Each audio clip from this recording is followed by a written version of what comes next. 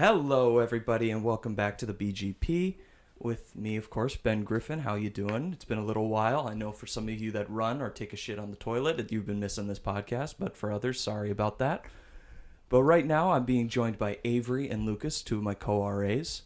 But before we start, I wanted to do something a little bit different than my usual and read off a new fun fact for you all to have something fresh in your minds going into this week. And it comes from the book Going Clear, which is about Scientology. So, Avery and Lucas, if you want to jump in, you're welcome to. Yeah, I told you this was going to be a weird one. How did you stumble onto a fact about Scientology?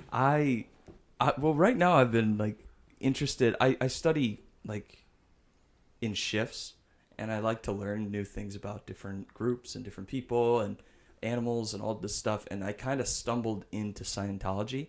And currently I'm reading the book, which I should get the cover up here and read the title and everything like that. But I'll tell the story first because I think it will make you guys laugh. So L. Ron Hubbard is the famed founder, correct, of Scientology. Do you guys know what he was like, what his military background is?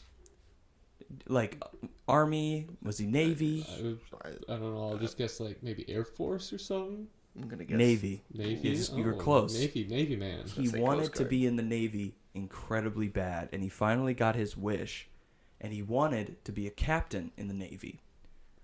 So I'm going to see where I could start this story. Let's just say LRH had a couple of problems, and there were reasons that he was not being able... The reason he wasn't put in charge was, one, because crew members who were going to Australia with him right after Pearl Harbor, about 11 days after Pearl Harbor, said his ego is so bloated, he should not be trusted with government secrets. First off, can you imagine? Your ego's so big, you're like, I'm going to keep this secret so good. But he was having problems with getting along with others, and they were saying he's too much of an ass, we can't have him around. So they said, we don't want him in charge of anything.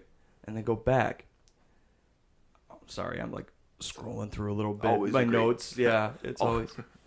But they send him back, and what happens? Well, it's World War II. The U.S. needs absolutely everybody on deck. Even though his eyes aren't great and his ego's bloated, he's going to be on a boat somewhere, right?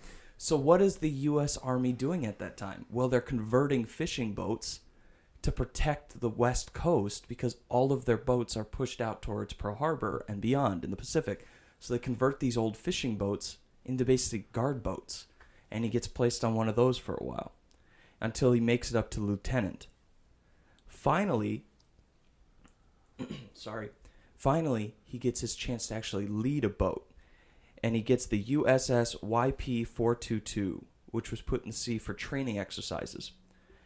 And he didn't exactly captain it, but he was in charge on this exercise, which ended up with what I'm trying to get to, which is the story in its full. I know it's kind of janky, but I'm trying to make sure. I've got sources from all over. I was looking this up, and it really looked strange at the dinner table the other night because I was typing away, did he really do this? But apparently this actually happens. So basically, while in command of this boat, two signals came up on the sonar or the radar, and he's looking at it, and they're like, it's a sub. It has to be. It's a submarine. It's an enemy submarine. And so, remember, they're just off the coast of where I believe is San Diego, if I'm reading correctly here. And he is like, it has to be a submarine. Dropped the water charges, and they just start dropping bombs into the water and exploding.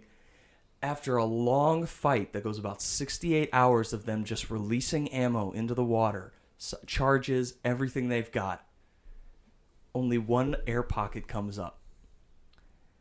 And he claims, L. Ron Hubbard, when he goes in front of the courts for discharging all of this ammunition during a training seminar, that he had sunk successfully 2 submarines.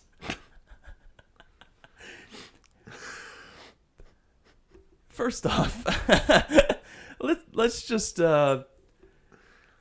He had a. I want to make a quick correction. He was in charge of a PC-461 sub chaser at that point, which had some pretty big guns on it. It's basically like an elongated fishing boat with a big anti-aircraft gun on the front of it. And he was firing this thing into the water with his crew, trying to see if he could hit it.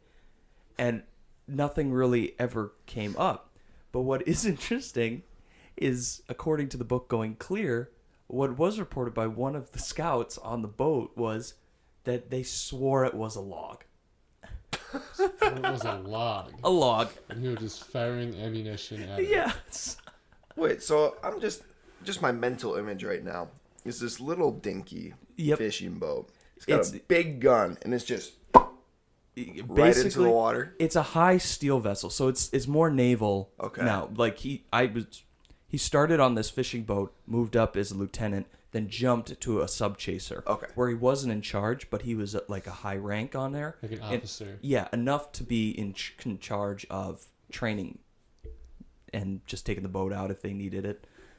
And this boat, I should really just show you the picture. This is what it looks like. That's the boat.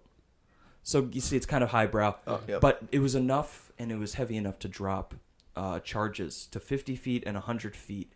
And he just kept changing that, going back and forth to see if he could hit anything. I mean, a couple takeaways for me right now is this man is currently running a religion. And, I mean, religion might be a strong word, but I don't want to call it a cult. But, I will. Okay. Because they follow me, yeah. So, they're following so when me. you look for a cult leader, I think there's a couple... just from my personal experience here, which is none. Can I also just say one thing, though? Yes. Because I wanted to be fair, so I went to the page of Scientology, and he is a war hero in their eyes. Oh. Because, first off, he had vision damage. Remember I said he had problems with his eyes? He got that vision damage from when he was serving in the Navy on deck next to the guns fighting in the Pacific, which he never actually was there for. He was actually on the East Coast in New York, but the Scientologists will take that as the reason he had damaged vision. This situation on the page of Scientology, like in their records, he actually sunk 2 submarines. Wow. So, well, if you're willing to believe that, I guess it explains kind of why you're in the Church of Scientology. Cause you probably just won't I believe guess. anything. when you look at this guy, right? He has a humongous ego. He's been training all his life to be a Navyman, but no. And he's from Montana, which is kind of weird, you know? How do you go from Montana to aiming a big-ass anti-aircraft gun in the water, shooting at logs? I don't know. But I should finish this little bit. That was the story from one of the crew members. Was like, yeah, he thought this log was like a surface submarine. What it was claimed to be was like a collection of rocks and possible old pieces of sailing, like steel and boats, at the bottom of this water just off the coast that had in it past given other boats trouble with their radar and sonar.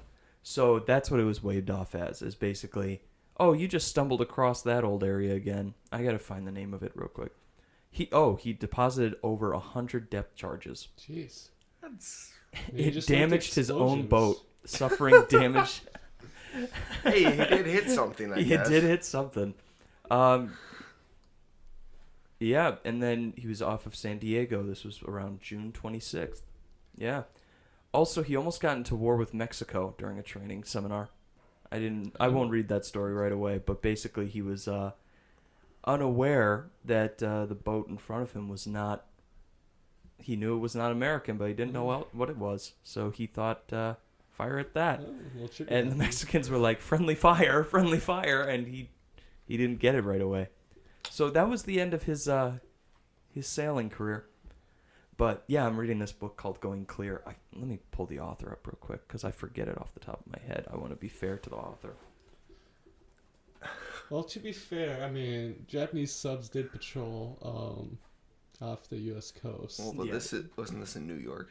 This was off of Oregon, I believe. Oh, okay. Yeah. So like, it was there. Yeah, but which probably was in his head, like the stigma. of.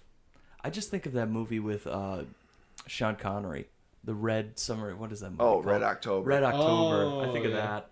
Is that about North Korea like invading or China or something? Something like that. I can't remember. Yeah. Lawrence Wright wrote this book, Going Clear, and it's phenomenal. I'm reading it right now. I will say it's taken turns that I'm not used to. Like, L. Ron Hubbard is very, very fascinated with having more than one wife at a time. Polygamy. Kinda, but not telling the other wives. Oh, well, that's not polygamy there, Lucas. That is infidelity. Basically, he got married, had 2 children with his first wife, left and went to Florida, got married to another one, and then basically introduced the second wife to the first wife. And he never got a divorce because it was stigmatized when he was aging. Like, he's long since passed. Yeah. But this was like 30s, 40s. So, your face. That's one way to go about it, I I suppose. mean, yeah, you want to try How did he that? think that? Like, in what way would having the wives meet be beneficial at all? I don't think he planned it. I'm still kind of getting through that part, Okay. so I don't know entirely. But, Very interesting guy. It's definitely a bold strategy. yeah. I just think that it's so interesting. Another fun fact to start out with. I was going to read one story, but we're getting into fun facts because I'm reading this book. He's written more fiction than anybody ever, like published fiction books.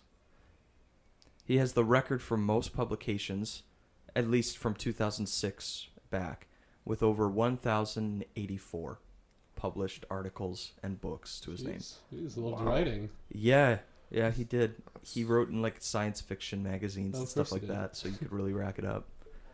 But yeah, he's an interesting character. I'm going to be coming back to him in other podcasts because that's just the book I'm on right now. Yeah. But hopefully we get a little variety because I think I told Avery I'm being like I get mail from them because I was curious, so I was like I want to know how much their classes cost just to kind of understand. Oh, And then I started getting mail. Research. Yeah, That's and I was going to impressive. read Dianetics, which was his book that he wrote, Jeez. and that kind of started it all. It's supposed to be Excalibur, but that book never came out, and then he wrote Dianetics, and that's like where that's like the Scientology Bible in a weird way, but it's not. I don't know. The only thing I know about it's very Scientology is from South Park. So I don't even just know. like Mormons. That's all I know about them. Yeah, From South Park. South Park is very educational. Yeah. Don't get me wrong. It is very educational. Pushes that limit. No, basically Scientology is just, it's like the religion of science. Think of it like that. Oh, that makes sense. You're trying to improve your mood to improve your being. So it's like if you have bad vision and you really concentrate on focusing in on yourself and you use like your e-meter and you manage yourself, you can increase your vision. You can heal yourself. There's also the belief in this thing called a thetan, which is kind of like the soul. And the thetan is an immortal being, and it's you, and your body is kind of just like a vessel for now. Yeah, I know. Isn't that just atheism with extra steps? Like, I don't know. I'm too isn't deep that in it. just to think- What we selectively? needed, This is why to get you're is here. a theologian in here. I would love to talk about it with Brother Nick. I think he'd be great. Brother Nick Becker's a professor here. He would be Father Nick. phenomenal. I believe it's Father Nick Becker. Father Nick Yeah. Becker. Oh, it is Father Yeah, Nick. I think he's a priest. I've had him. Jesus fingers. Well,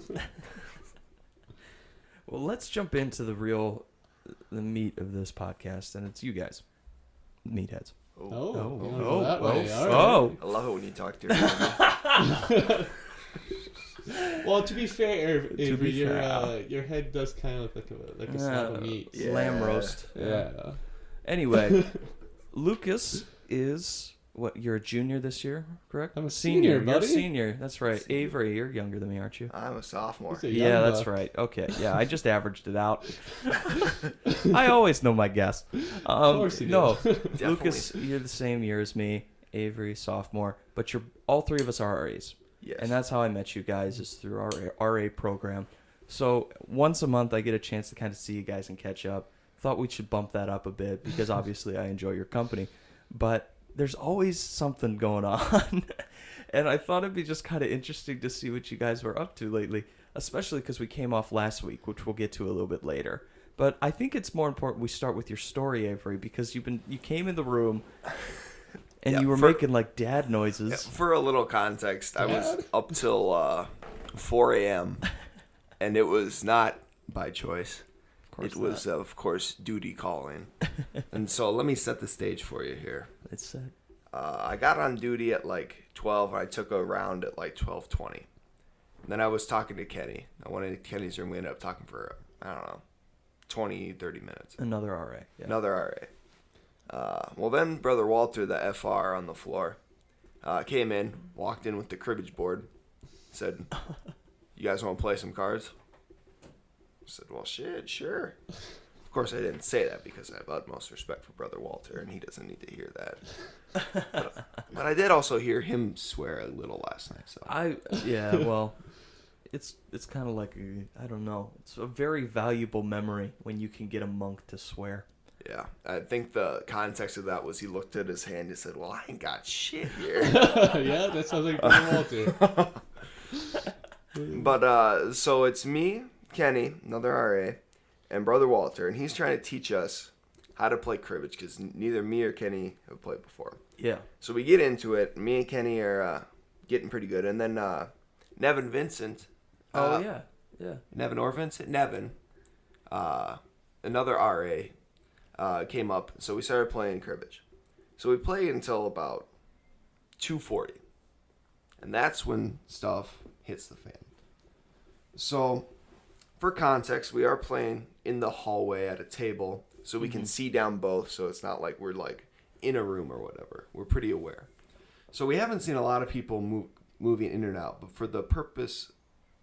for the incident in question, we did see the two guys who we'll hear about later go into the rooms. Oh, man. So I'm going to, at this time, pull out the report just to make sure that I'm accurate and fair. Yeah, no, go ahead. That was a beautiful tease right there. Thank you. I'm really now to our commercial breaks from all the sponsors we don't have. That's right. Not yet. Yeah, not yet. I am gonna make a couple commercials. I made one for my buddy Vincent, who does the he has a podcast of his own called the Canvas Podcast, Candace.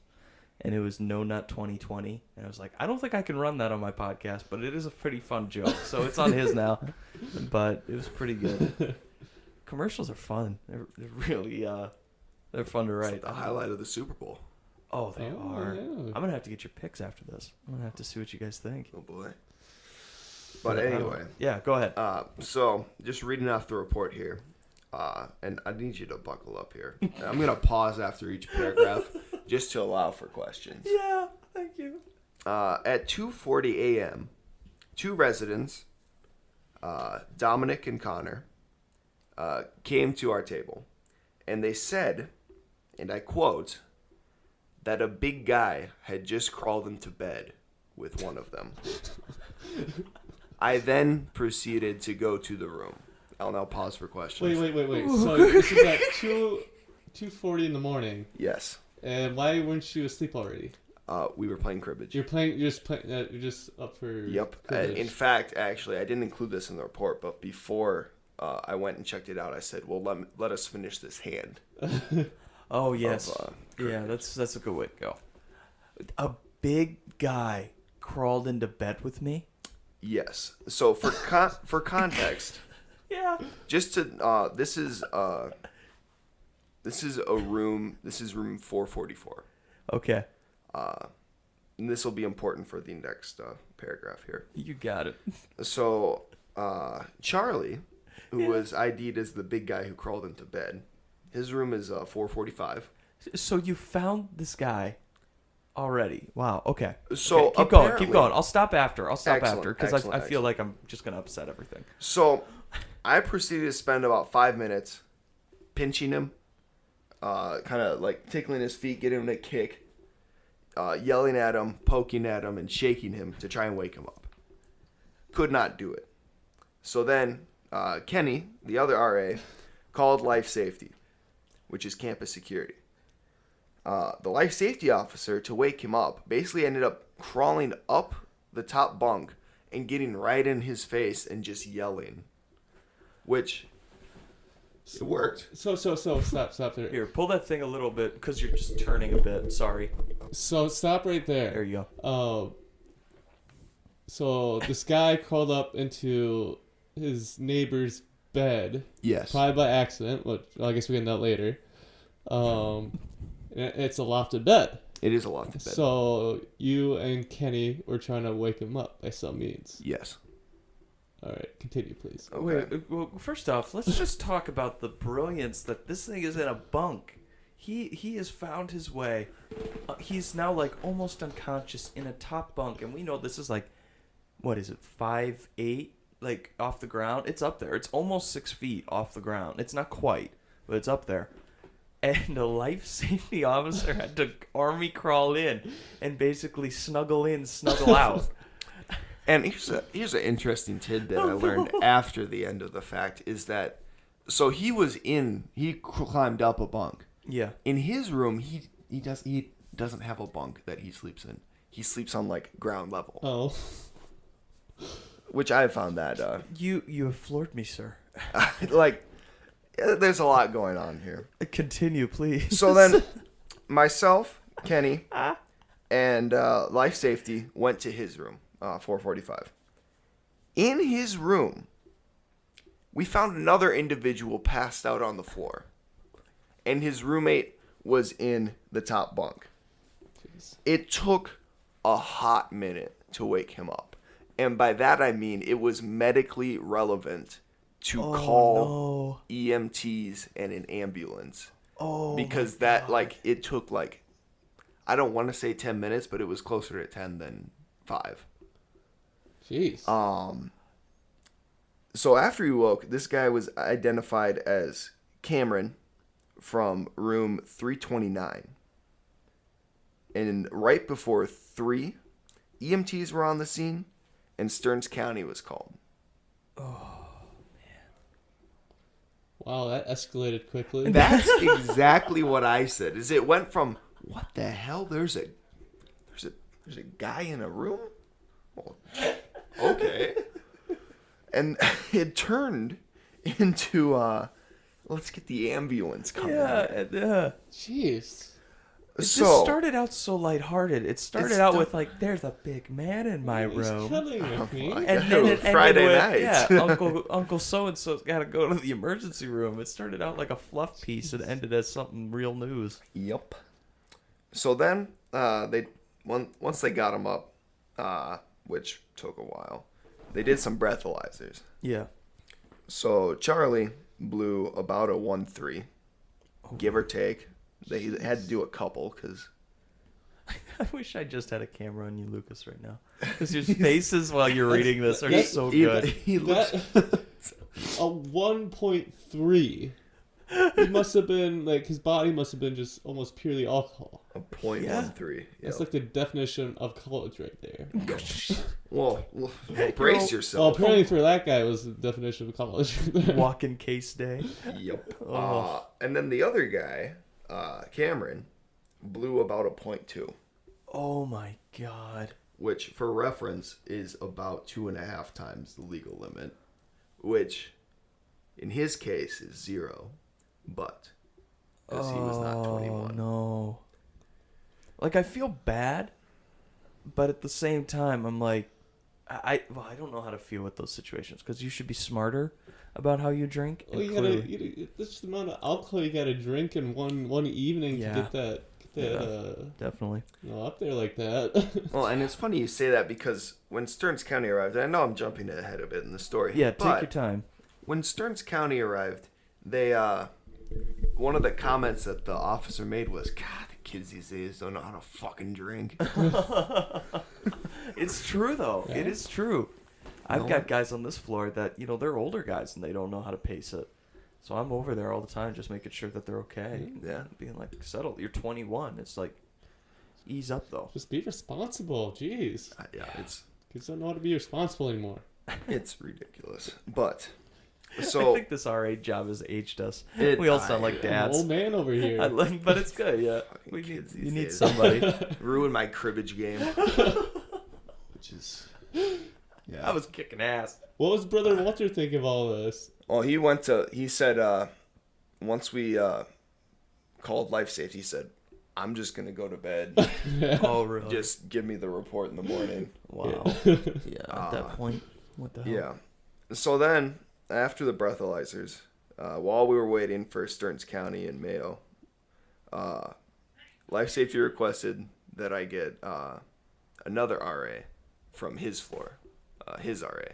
Mm-hmm. So I had to, I woke up Malik, Oh, yeah. who We love Malik here. he definitely woke up. That was I bet he loved it. It was about 3:05. He's a guy when you wake up, you don't know whether he woke up from a nightmare or like a really good dream because his dazed face is like, Well, yeah, like Malik's a very happy guy. Yeah. But when you wake him up, he is soulless. yeah, He just it's looks. something to tell. It is. Oh, So my we had to God. get him up, and he was essentially just to make sure that Cameron is who we thought he was, Okay. and then at the end to get him where he needed to go. This whole time, I should mention that Charlie had thought he was in his room, obviously, Mm-hmm. and then Cameron thought he was at CSB. Really? Yeah. So Whoa. that's Okay. Wait, the guy that was sleeping passed on the floor thought he was at CSB. yes. Yeah. Alright. For new listeners, we are at a split school. SJU is the men's school, yeah, which he it's- was on, and CSB is the girls' school, which is about a 15-minute drive away. Yeah, for a little context, you don't like accidentally forget which one you're No, on. they're very there's different. a 15-minute highway in Yeah. between that makes it very Oh, obvious. it's only 4 miles. So It's only 4 miles, it's- but it sure it's- feels like yeah, 15 minutes. Yeah. There's a very blatant difference in the style of the campus too. Like Tommy does not look like anything they have to me. Like the brick, the mortar, and Yeah, the architecture's different. Architecture's the feel way of the different. campus is different. There's obviously more Yeah. women over at St. Yeah, Dan's it's a and more complete men sausage fest over here. Oh, that's already right now what we're doing, aren't we? Yeah, I guess. It's kinda that is depressing. the Griffin podcast summed up. It's just one big sausage fest. I've had women, but Well, That's good. over. But Yeah. oh, I do it. Yeah, I've got to edit some more because I did this over winter break, and I got a bunch of them, and I just haven't had time to edit them. Oh, So I got to get those out. yeah. Yeah. Oh. whip it out, man. Wait. Oops. Oops. Woof. Oh my god. So then, roughly 3:05, Stearns County arrived. Yeah. Didn't really do much at this point, just making sure, letting EMTs do their thing. Yeah. At like 3:16ish, Mayo Clinic arrived. He was examined. Whoa. He was given the green light to be released into the care of his friends or roommate. And this is a fun fact I learned. So you have to like sign a waiver, like, and I forget exactly what it said, but it was like I refuse additional treatment or whatever, which basically means he wouldn't like he didn't want to go to the hospital. He thought he was okay as long as he was with like someone else. But you have to like, there's like a whole waiver, like I refuse additional treatment. Yeah. That's I didn't I know didn't that. realize they made you sign it there. Yeah, which I'd be very interested to see his signature on that compared to like any other signature. It's just an X. Yeah, a circle, an oval, It's Yeah. just a like the scribble. squiggliest X you've ever Uh, seen in your life. It's like your dad's signature where he makes the first consonant and just scrapes Yeah. like a straight line through. Oh my god. That is intense. Yep. And So then, yeah, how did this all end up? so it ends with he was walked to his room by life safety EMTs and Malik, the RA, and then he had to come back with Malik because he left his like phone and wallet and stuff. Oh, so was that like this morning or something, or did he? No, he came back like 7 minutes later. Oh. After the incident. It wasn't like Oh, there's the youth. That sounds like us. But I have some additional info. Oh, that I get the included. dirt. Yeah. I love that it's like an officer interview. I feel like I'm in like an episode of Cops, like after the fact. Dun, dun. So, I'll leave the juicy ones for the end. Oh, okay. So, his roommate, Mitch, he was present throughout the entire incident, but he was asleep and he wasn't questioned or breathalyzed. He was like woken up to make sure he's okay. Oh, yeah. But if I had to bet, he was probably just as drunk as the others. Yeah. If probably. not, he would definitely been on something. Which brings me to another juicy tidbit. So they found beer in the room. Okay. It was only one can, so you know. A lot. Where there's one, there's more. Oh, yeah. Well, it's a no tolerance policy for those under 21. Oh, yeah. But the IP expert. yeah, that's right. Lucas is a man of many fine Many drinks. handles. Yes, A man of many handles. many well versed in the alcoholic beverages, of course. You know, I do like my beer. Some tasty stuff there. I mean, I wouldn't expect you to know that. but, Of course, I am under 21 and Yeah. have no Yeah, But experience. perhaps with drinking. someday you'll know the tastiness of a. I will. A nice, You will be the. nice beer. You're on the You're on the short list for. I turned 21. I need something good, Ooh, Lucas. Yeah, Oh, gotta God. make that happen. After Be I'm careful. done. That's like, it's like, oh my God, I could smoke crack. You know, I'm like, oh, Jesus. No, I'm kidding. I'm kidding.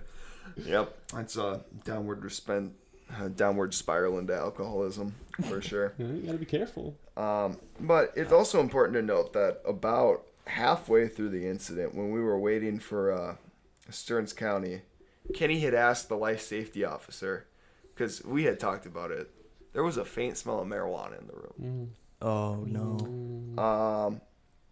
So we asked the life safety officer. He's like, I smell it, but one problem at a time. Oh, yeah. I guess Was that's his- fair. That is fair. I do not think to my knowledge, there's been no follow-up on the marijuana. Yeah. With that type of stuff, it's hard because you either have to have it in the moment or like you have to have it directly after while there's still ashes or something going on. It's hard if it's really faint. I think most of them just are like, no. Yeah. We've had that on our floor a couple times here. Yeah, the problem is that a lot of guys go out and smoke Yeah. it. Well, not these guys. Well, I'm just saying that These are special guys. These are sometimes what happens is that they bring in the smell with their clothes, and then it just kind of Yes. faintly wastes through the hall. But when they're actually smoking the hall, it's super strong. Oh, yeah. Well, we had a guy on Long Wing just Chimney. blazing it, man. Ugh.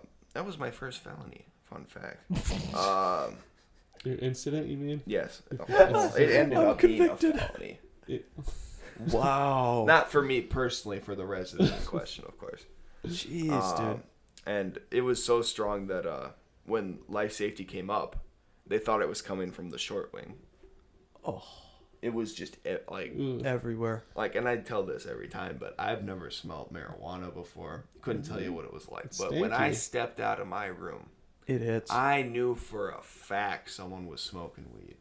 It's one of those things, like, the first time I smelled it, I was in college as a freshman, and I was at UW Superior, and we lived basically in, like, a figure-8 dormitory. Okay. So there's, like, 2 staircases on either side, and then it's Yeah. co-ed. So it Ooh. just goes spiraling up, and girls' bathroom on one side, boys' bathroom on the other. And it was a really nice dorm for the potheads because there were all these corners and these areas that you could kind of throw up, like, walls, and it was hard for you to hear stuff. It didn't bounce around. The smells didn't, like, rise around. I'm losing my words here. Ooh, I accidentally unplugged my headphones. it's lucky. Professional podcast. Absolute professional. No, but what I was saying is one of the guys smoked it so much you could smell it from the other end where the elevator was. And it got into the elevator and started to make its way down to second floor. I lived on third floor. Jeez.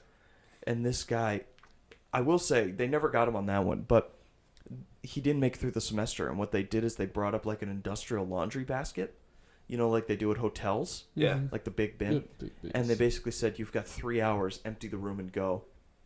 And he was kicked off of campus for good. That was it. Yeah, So it was like, some people like the reefer. Like the reefer a little too much. it's true though. Mm. The herb. The herb. It does seem Mary like Jane. that. Yeah, Mary Jane. People, where there's smoke, there's fire, but it also feels like where there's one, there's two kind of law with what you said. Yeah. Where there's one beer, there's two beers. Yeah. Where there's beers, sometimes there's weed. Well, it's a social thing. That's why. Yeah. I mean, you're not gonna. I mean, Oftentimes, if you're smoking, you're not smoking alone. Yeah. If you're drinking, you're oftentimes not drinking just Drink- one can, one bottle by your. Hopefully not by yourself. Hopefully no that's one drinks sad by if it's by themselves. yourself. I wanted to tell you guys a quick story, if that's all right. Yeah. Yes. So my FR, JC, Mhm. lovely guy, great guy.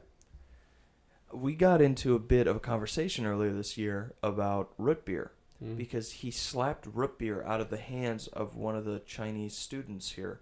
Because he is also Chinese, so he's like trying to make his way and try to be like an anchor for them to come and have, a Chinese man on campus that they can talk to in their native language and be a very comforting feeling, which is nice. But he doesn't know all of the American, terms and terminology and whatnot for drinks. Mhm. He just was in Japan. So he bought a thing of root beer, or he was given it, and Steven, who is this Chinese student, was like, I would like some root beer. Is that okay? And he's like, yeah, go ahead. He pours the drink, and he starts looking at it. He's like, wait, isn't root beer beer? That's beer, right? Beer. And he runs across the room, and he slaps it out of Steven's hand. And he's like, no, it's got alcohol. That's legal. So I get called like 2 days later, and I'm sitting in his kitchen. He's like, can you help me? Because I don't know if this is right or not. Root beer. I'm like, I think I know where this is going. He's like, yeah, here it is. And I'm like, yeah, this is just sugar. This is nothing. There's no alcohol in here. Don't worry about it. He's like, oh, thank God. Oh, thank God. A week ago, last Sunday, I'm sitting in the room doing a meeting, having, like your check-in with your Yeah. FR. And everyone's gone. And the two other RAs on my floor leave. And I'm just kind of sitting there with JC, who is not in the meeting at all. He's watching Home Alone, first off. He loves Home Alone. That's awesome. That's good. But on top of that, he's like, oh, Ben, I have something for you because I don't really like this kind of root beer. It makes my head hurt. And he runs into the kitchen and he pulls out a Budweiser and gives it to me.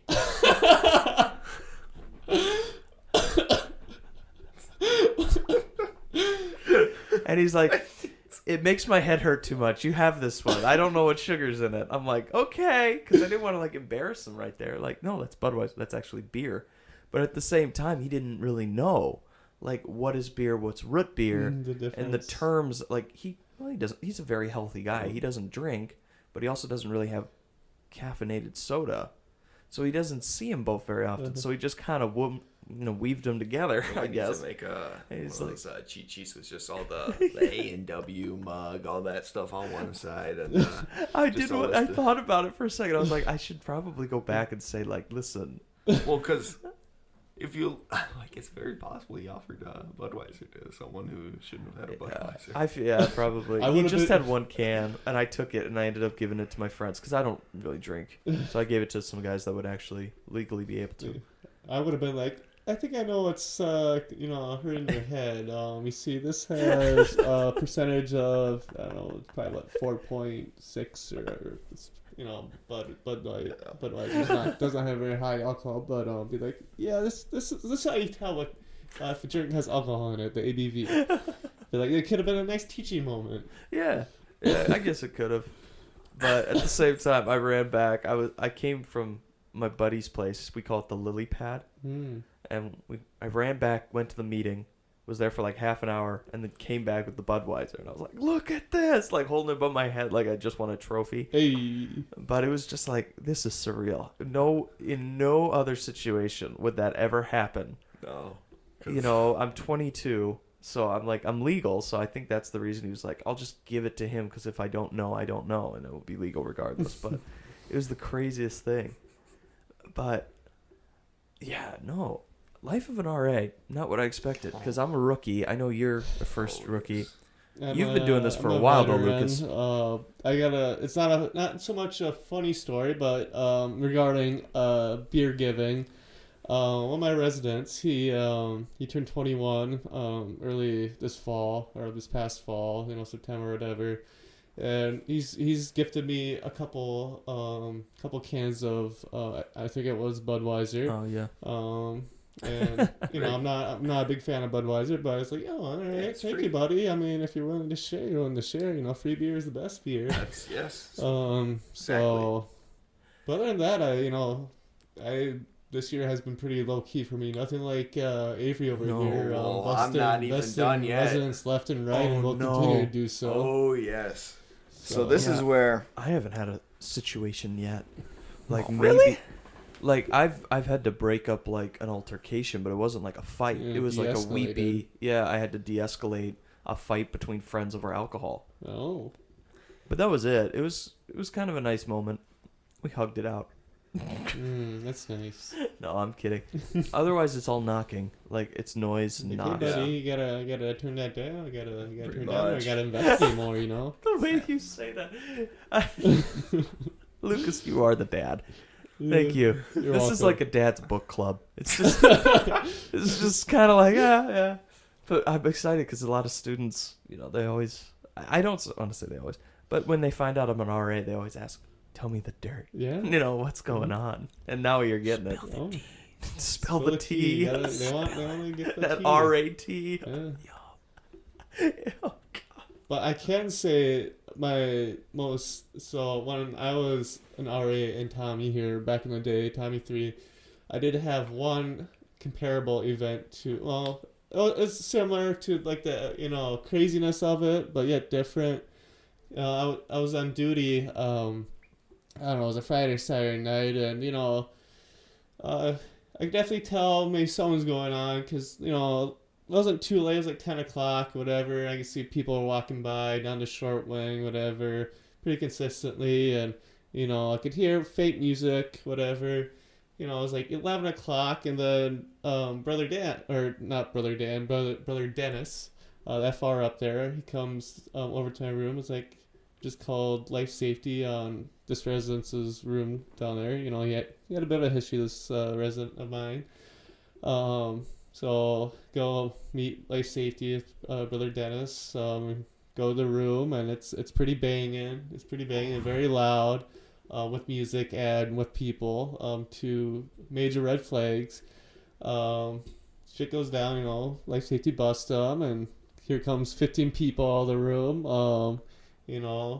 But what was really interesting, they found alcohol, but we were kind of thinking that they weren't drinking in the room per se. They probably drank somewhere else. But the resident he was very intoxicated, and he got in a shouting match with Brother Dennis.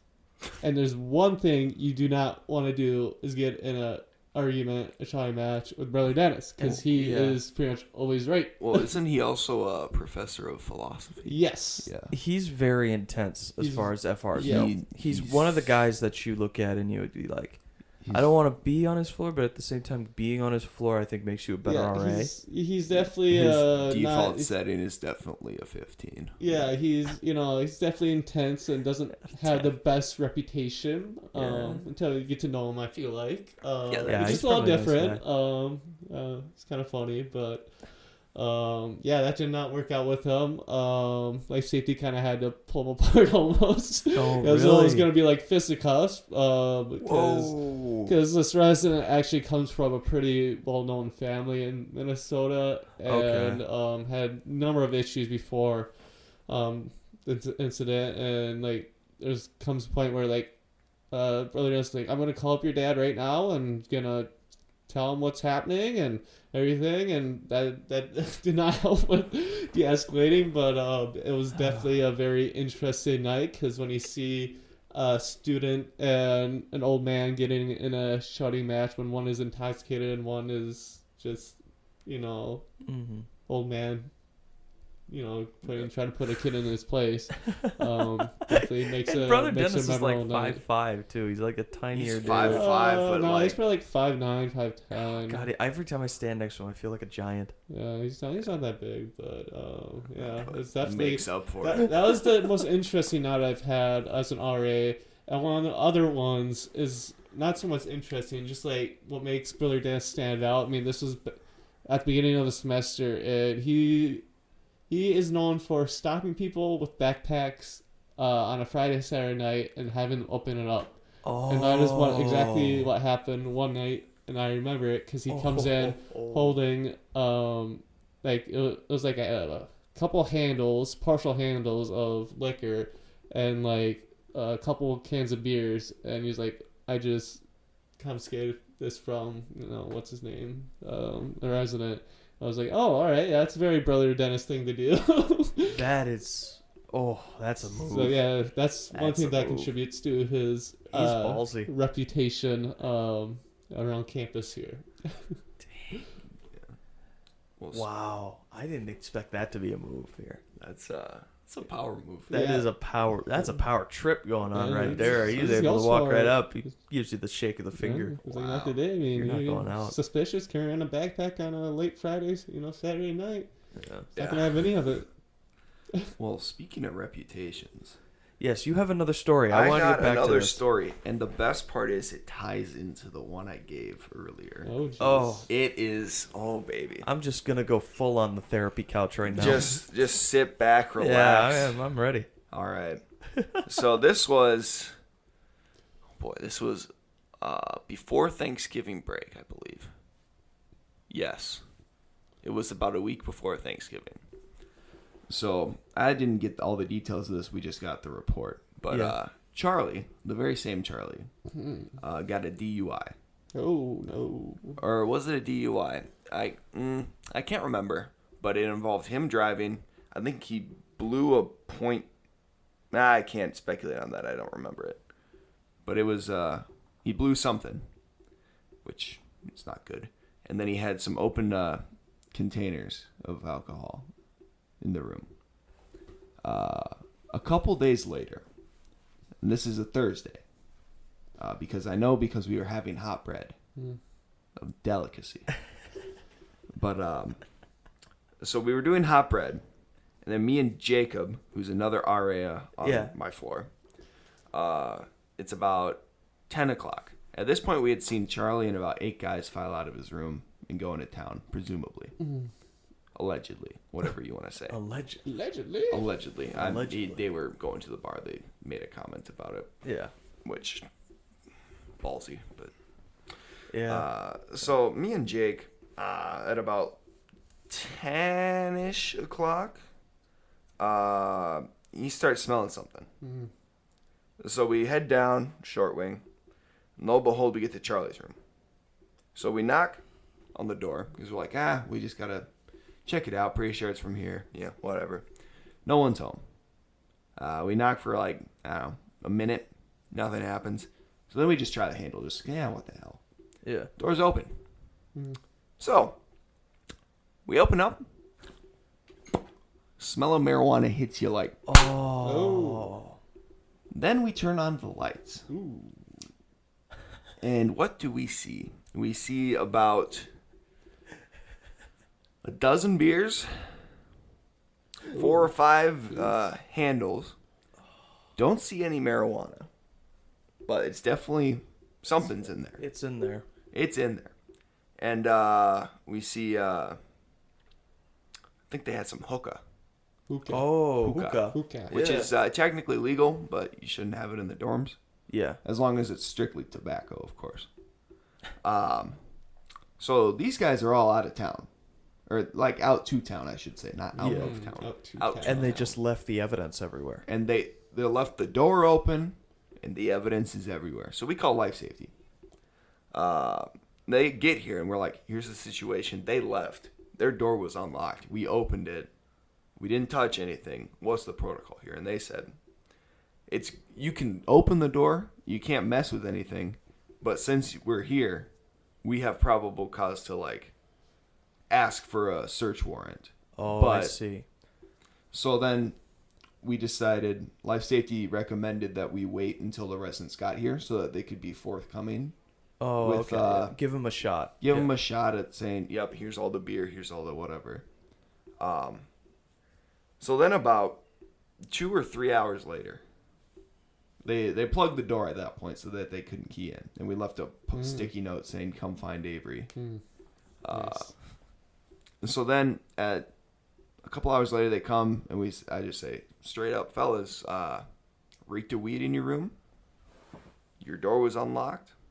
There was a bunch of booze laying around. And they just looked super confused. And you could just tell them getting like, Yeah. we left the door unlocked and now we're getting off. Yeah, that's... So then we get to the room. We do the room search. We call life safety, all that good stuff. We find So remember they had like 8 guys in there. And there was about 2 or 3 backpacks that just weren't theirs. They just have guys in and out all the time. That's just who they are. So they had what am I trying to say here? In one backpack, There's like a rail yard like behind us. I never got used to that. It's the siren, Siren, the emergency siren that they test every Saturday. Saturday at noon. Yeah. It sounds like a train coming through rather than a siren. Well, I was kind of thought of it as like that work whistle where it's like at the wood shop. Closing time. Yeah.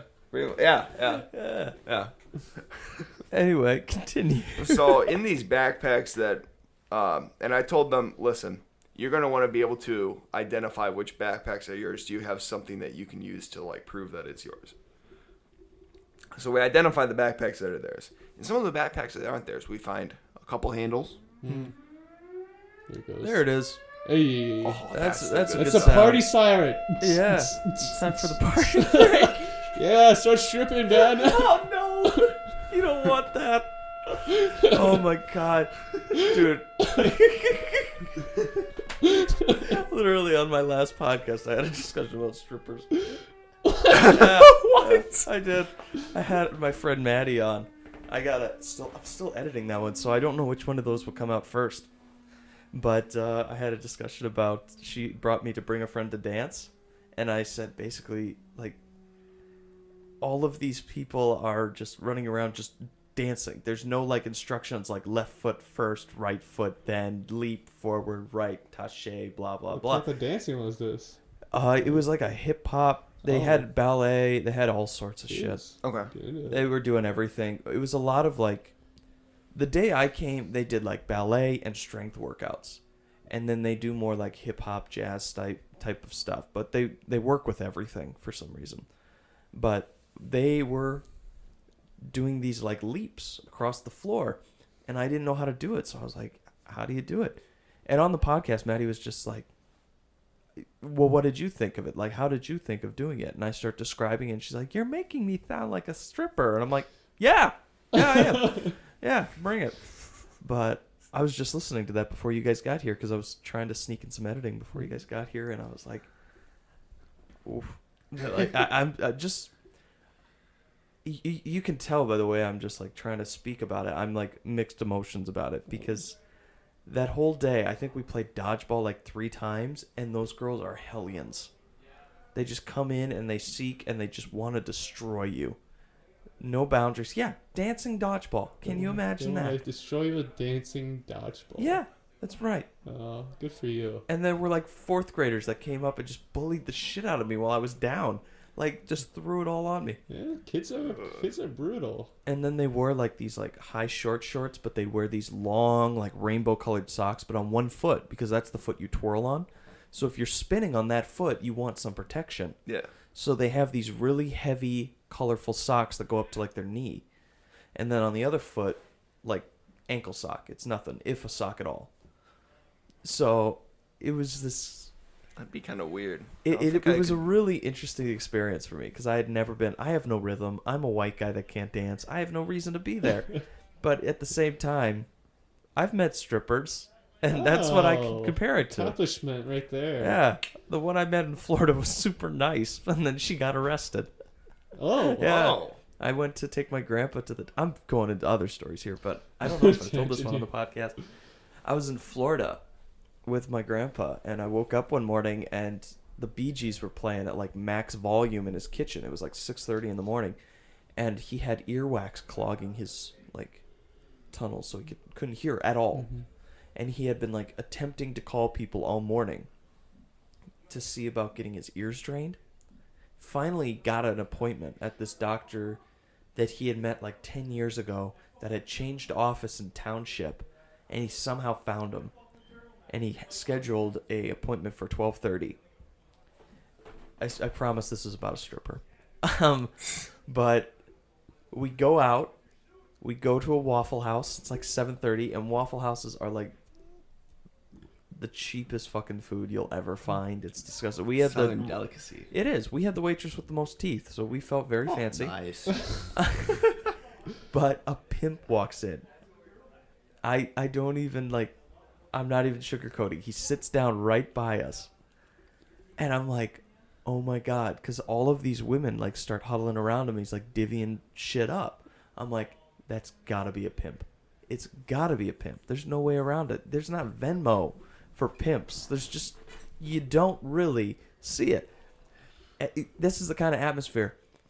So I'm already kind of on edge from being in this area. So he's like now saying we should go to the appointment. It's like 9:30. The appointment's at 12:30. So we get up, we drive to this place, and I park. I walk him inside. We wait until 12:30, so for like 3 hours. Jeez. My car is just sitting out there. He goes in, and I decide I should call my mom, my aunts, and my uncle, his kids, to let them know I dropped him at the hospital. This is what's going on in case they see anything, you know. So I start calling. I just decide I'm going from my mom and then oldest to youngest. And my mom's the middle. So I just call her first and I say what's going on. Right after I get off the phone with my mom, a woman walks up and knocks on my window. And I like roll it down. She's like, hey, are you lost? Like, is everything okay? Blah, blah, blah. Southern, you know. And I'm like, no, I'm just here with the hospital. I had to drop my grandpa off. She's like, well, I hope he's okay. Blah, blah, blah. If you need anything, just come on into Diamonds over here. And I look across and I realize I'm in a strip club parking lot. I'm the only car in the strip club parking lot. And my grandpa, to my dismay, said before getting out of the car, I park here all the time. Like, this is my spot. Like, this is where I'm at. Like, he doesn't go. He just likes the parking lot. Like, it's always open because no one wants to park in front of the strippers. And it turns out, oh, that was a stripper. She's working here as an adult, like, you know, performer. Dancer, yeah. And she couldn't have been nicer. I talked to her for like maybe 5 minutes. Did he go inside? No. Oh. Because I ended up calling the rest of the family and letting them all know. Or, you know, it kind of networked. You know, I called like 3 and then my mom called 2. And I realized I probably shouldn't be parked in the strip club parking lot. I should probably park in the hospital parking lot. And so I just drive around and I find it. It's behind the building I was in originally. And I just walk around. As I walk around, all of these cops start flooding into that parking lot that I was just in. And they're getting out and they're running in. And some's got like a bigger, you know, like a shotgun. And they're running in. And I don't know what the fuck it was. 3 days later, after I get my grandpa, he's reading the paper. He's like, look at this. They just did a cocaine bust at that strip club we parked at. It was like, oh my God. So the woman that I met apparently got arrested like that day, like an hour after I met her. And I was like, oh, life just hit you pretty hard there. But there's strip clubs all the way through Florida. Detroit's the same way, but Detroit, there's more so. I remember because I have family in Detroit. There's 8 Mile, like, you know, the road that Eminem raps about. It's got the Pawn Stars shop on it. It's very famous road for businesses. All those businesses are adult, like, performance halls, gentlemen's clubs now. And it's kind of creepy. Yeah. Because it feels like after so long, you have more women than men, and you don't have any customers. I don't know. I think there's only so many pervs out there. You know, so many guys that want to hit up. If you have a sweet buffet, though, I'm down. A buffet, Yeah. a buffet at a strip club. They are famously a Ron good. Swanson move. That is a Ron Swanson Ooh. move. That is a Ron Swanson move, actually. Sounds pretty nasty. My friend worked at a gay bar, and they had a night where it got kind of out there. She's a lesbian, so it was in her defense, or for her support. And I was like, oh, what gay bar is it? I can't remember the name of it for the life of me right now. But she's like, it's so and so. I have pictures up if you want to see me on there. I'm like, I'll follow the page. I didn't realize a lot of gay guys what they do to see, like, you know, to throw their name out there and to shoot their shot is they go to gay bars or like sites that are designated for people from the LGBTQ community to meet up. And they just DM everybody on the followers list if it's a guy or if it's a girl in their preference. So I got hit up with like 15 DMs. Wow, look at you, man. I'm moving in the world. Yeah. I never felt so attractive. It is a nice feeling, I will say. I looked at my ass a little different. I was like, what's up? At least someone wants me. Yeah. I was like, I'm not doing nothing for, you know, I'm not working out for no reason. I guess the pictures look good. No, it always keeps it interesting. Yeah, I don't know how we got here. I honestly don't. It was something about the last podcast of strippers, I think. But, yes. What were we talking about before? Your story, Avery? Oh, that's Your story of That's the... right. of I the- totally the interrupted your story. I'm people in sorry. the marijuana Yes, and that is alcohol. right. I So- told like a soft core version of the stories that I've told quite often. I may or may not have said that on the pod. I don't remember. I just have been telling those stories a lot because I've been writing them down lately for my friends. And at some point, I'm thinking about maybe actually doing them, like actually reading the bits to some people, but I'm trying to fix them up for my writing class. But yeah, I'm writing them down, so it's like I've told them so many times. I'm like, Jesus, man, I can only... Broken recorder over there. A little bit. And you Record. cut parts out that A are like record. less Broken funny and record, stuff. not yeah. a recorder. Sorry, jeez. It's not elementary. Are you, Hot cross Dianetics. buns up in this bitch. are you shut?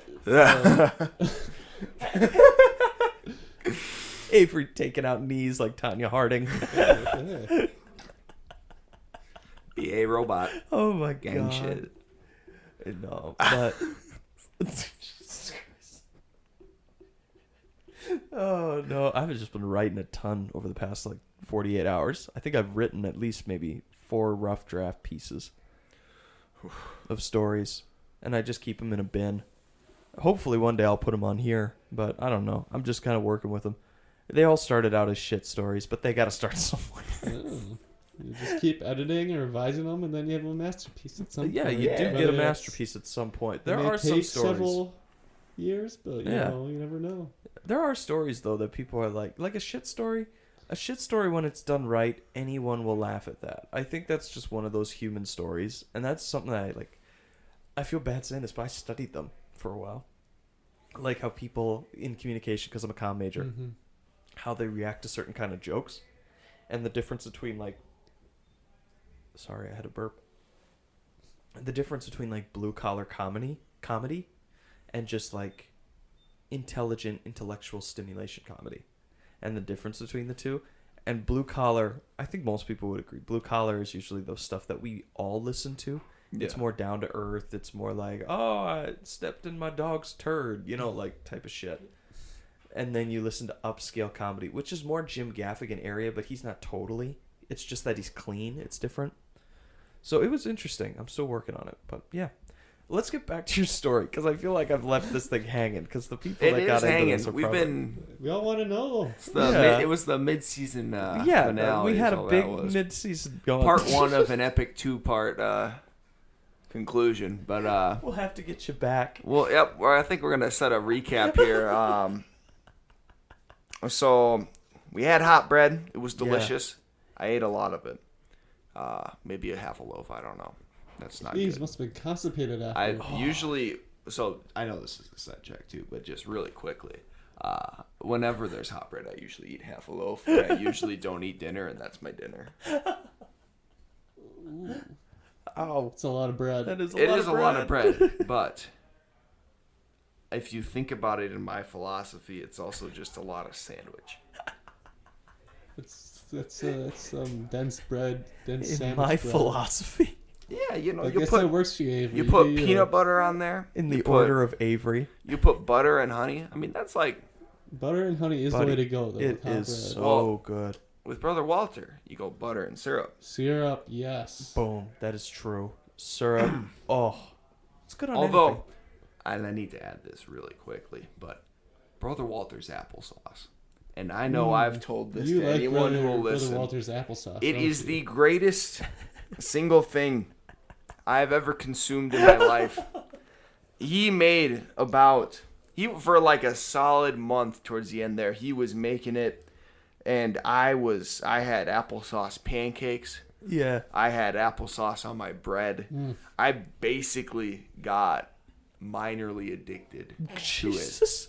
Well, Well, how does he pass it out? Does he like pass it out in like a I No, don't know, so he mason jar or something? Yeah, he puts it in like a old jelly jar or whatever. Okay. And he just kind of gives it to you? No, he doesn't even give it. He just put it out for like food events. Whoa. But it was Let me know, because I would try that stuff. Let me know. dude, applesauce pancakes, and then Applesauce pancakes. they're I should also give you a bottle of syrup, because my family used to make ours. too.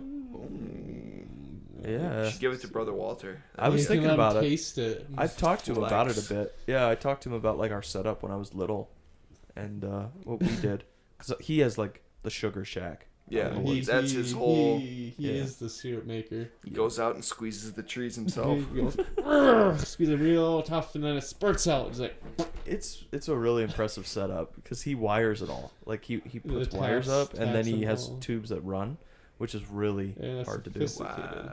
Because you got to make sure squirrels don't eat it or chipmunks chew well- on it.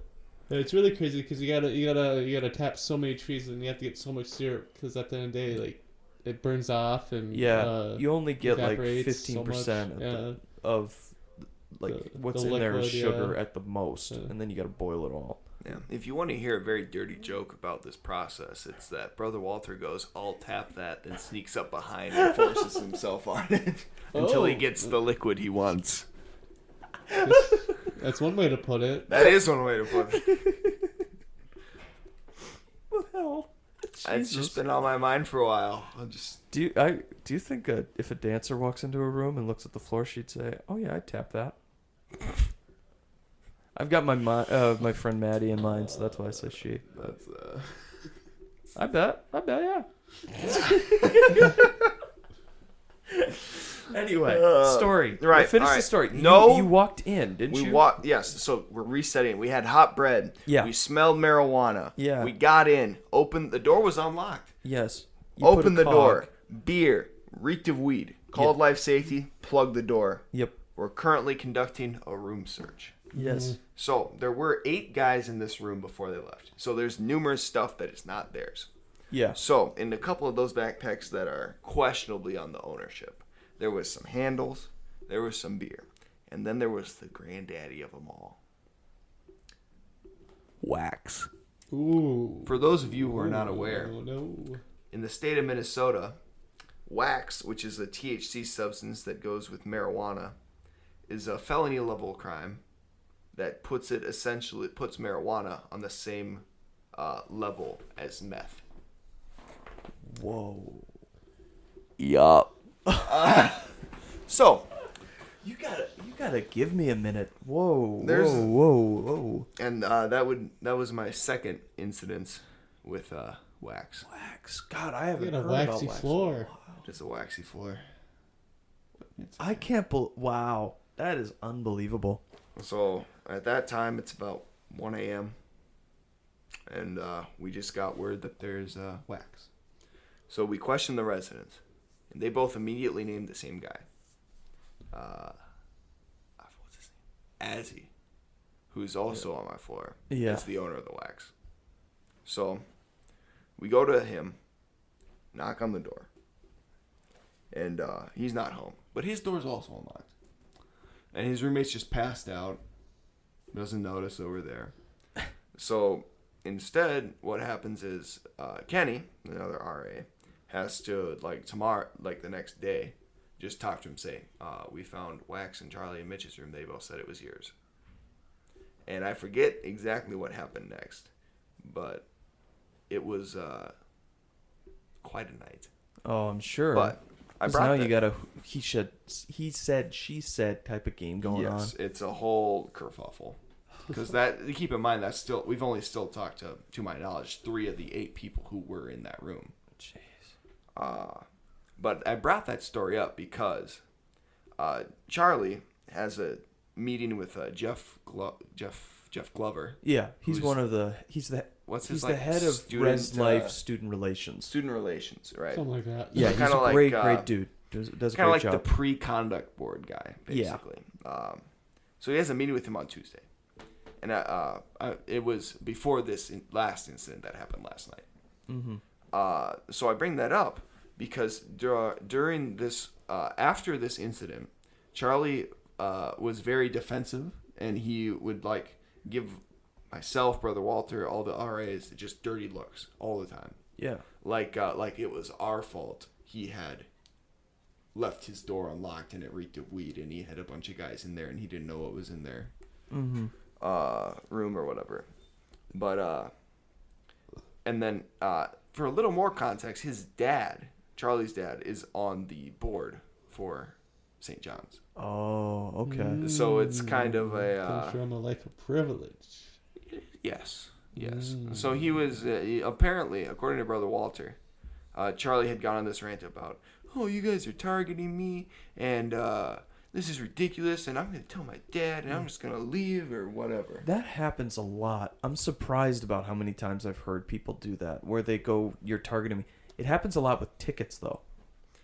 Yeah. Like parking tickets, where CSB parking will get calls and stuff about, or emails where we need to come together and talk about why you guys are coming after me all the time. And it's like, okay. But continue. And I bring that up because last night, and Kenny made a brilliant move on this part because he knew about the hearing. I did not, or the meeting with Jeff Glover. Mm-hmm. And so we kind of closed the door, walked to Kenny's room quick, and then stood outside the door just to see what would happen. And what we heard was, presumably in reference to Cameron, the guy who was found unconscious, I hate him, it's all his fault. Followed by about 7 minutes of ranting of this nature. So we included that because it'll be very important for his hearing to see that psychologically he's not taking any ownership. He still sees himself as the victim. Oh, yeah. When in reality, if his dumbass had not drunkenly climbed into bed with another man or left his door unlocked and didn't know who was in his room, Yeah. we wouldn't have been having this conversation. So Jesus, dude. very much looking forward to seeing how the hearing turns out. Yeah, Irresponsibility, and then what happens? Like, kids don't even know how to take responsibility for that. It's just, You'll have to dumb. follow up with us on that. I would like to hear that. Yeah. But that's intense. I didn't realize that would be the type of shit we were going to see this year. Like, especially you. I know your floor is kind of notorious. Like, Domi 4 is notorious, and we've actually been, we don't have a lot of guys here, on the weekends. They all, go to CSB, which I personally attribute to me in the first week saying, guys, just go somewhere. CSB has air conditioning. Yeah. I mean, yeah, it does. And I don't know. I think it was I told my guys a similar thing of, if you have a place, like a designated place, use it. Yeah. You don't want to have a party in this room. I mean, look at this room that we're in. Like, you don't want a ton of people. One person lives here and it's crowded. You don't want a bunk bed here, 3 couches, and walls are thin. Walls are thin. You can hear everything. This wall is actually kind of hollow. Obviously for the listeners, I have a wall I've talked about with Levi in the 7th podcast. That's actually at the top. There's just a tiny bit of space that you can actually hear, and it's open, and you can look into the next door room. Surprise! Yeah. Got a pong table? No, but it amazes me always, the stories that come from RAs. And most of us are just, we're guys trying to make a living. We're just trying to go out and have a school. Trying to save $10,000, man. Yeah, basically. And you just, you do get a little bit affectionate for some of the guys on the floor. I know I really care about the guys I have. Like, I really enjoy being around them. I think they're awesome. And they're hockey players. So everyone was like, oh, you're going to have shit this year. Haven't had a problem. They're great guys. My next door neighbors are great. Everyone's been nice. But what are you guys like? I actually don't know this one. I wanted to know this. But what are your majors currently? I'm a psychology and sociology double major. Oh, that's right. I remember you were double. You're a go-getter. Yeah. And then you've got music, I think, somewhere, don't you? Nope. No. I for the record, I do play in the jazz band. That's and where I I am. heard. I am on music scholarship.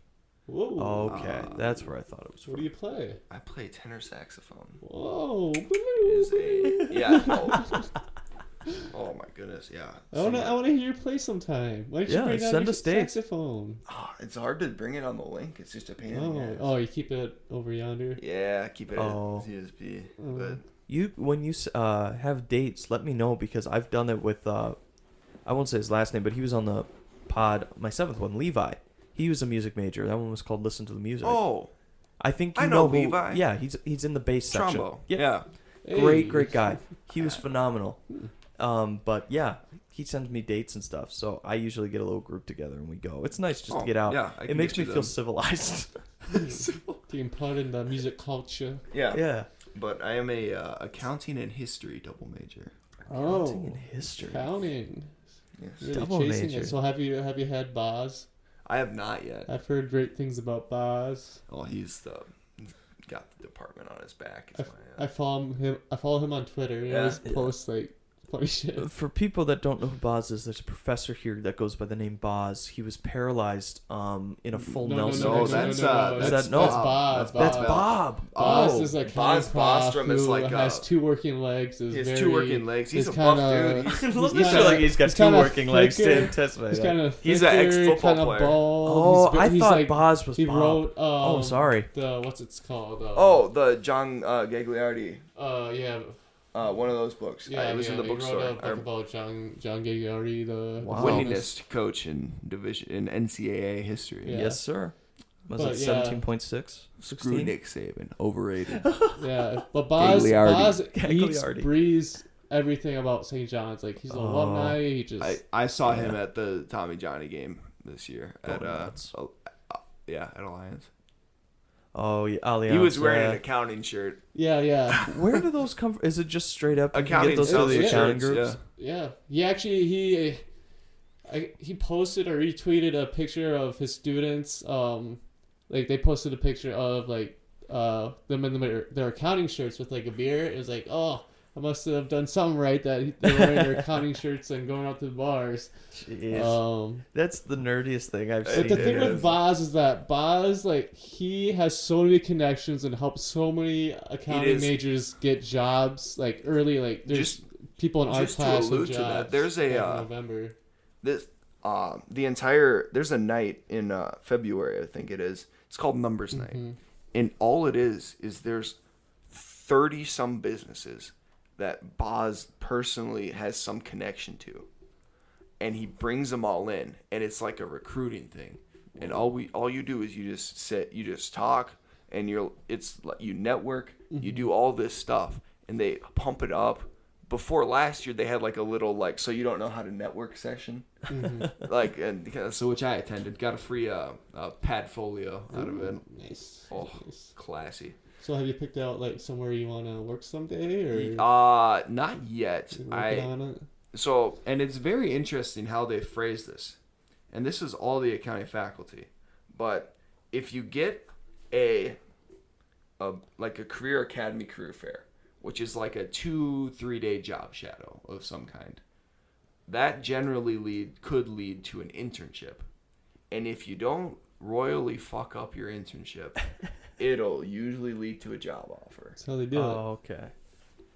Interesting. It is Wow, I'm glad now I know the difference. Because I was for so long, I was like, Boz, Nope. because he's Nope. one of the That's FRs. Bobby. That's Bob, Bobby not Bell. Boz. Bobby Bell. Bobbert.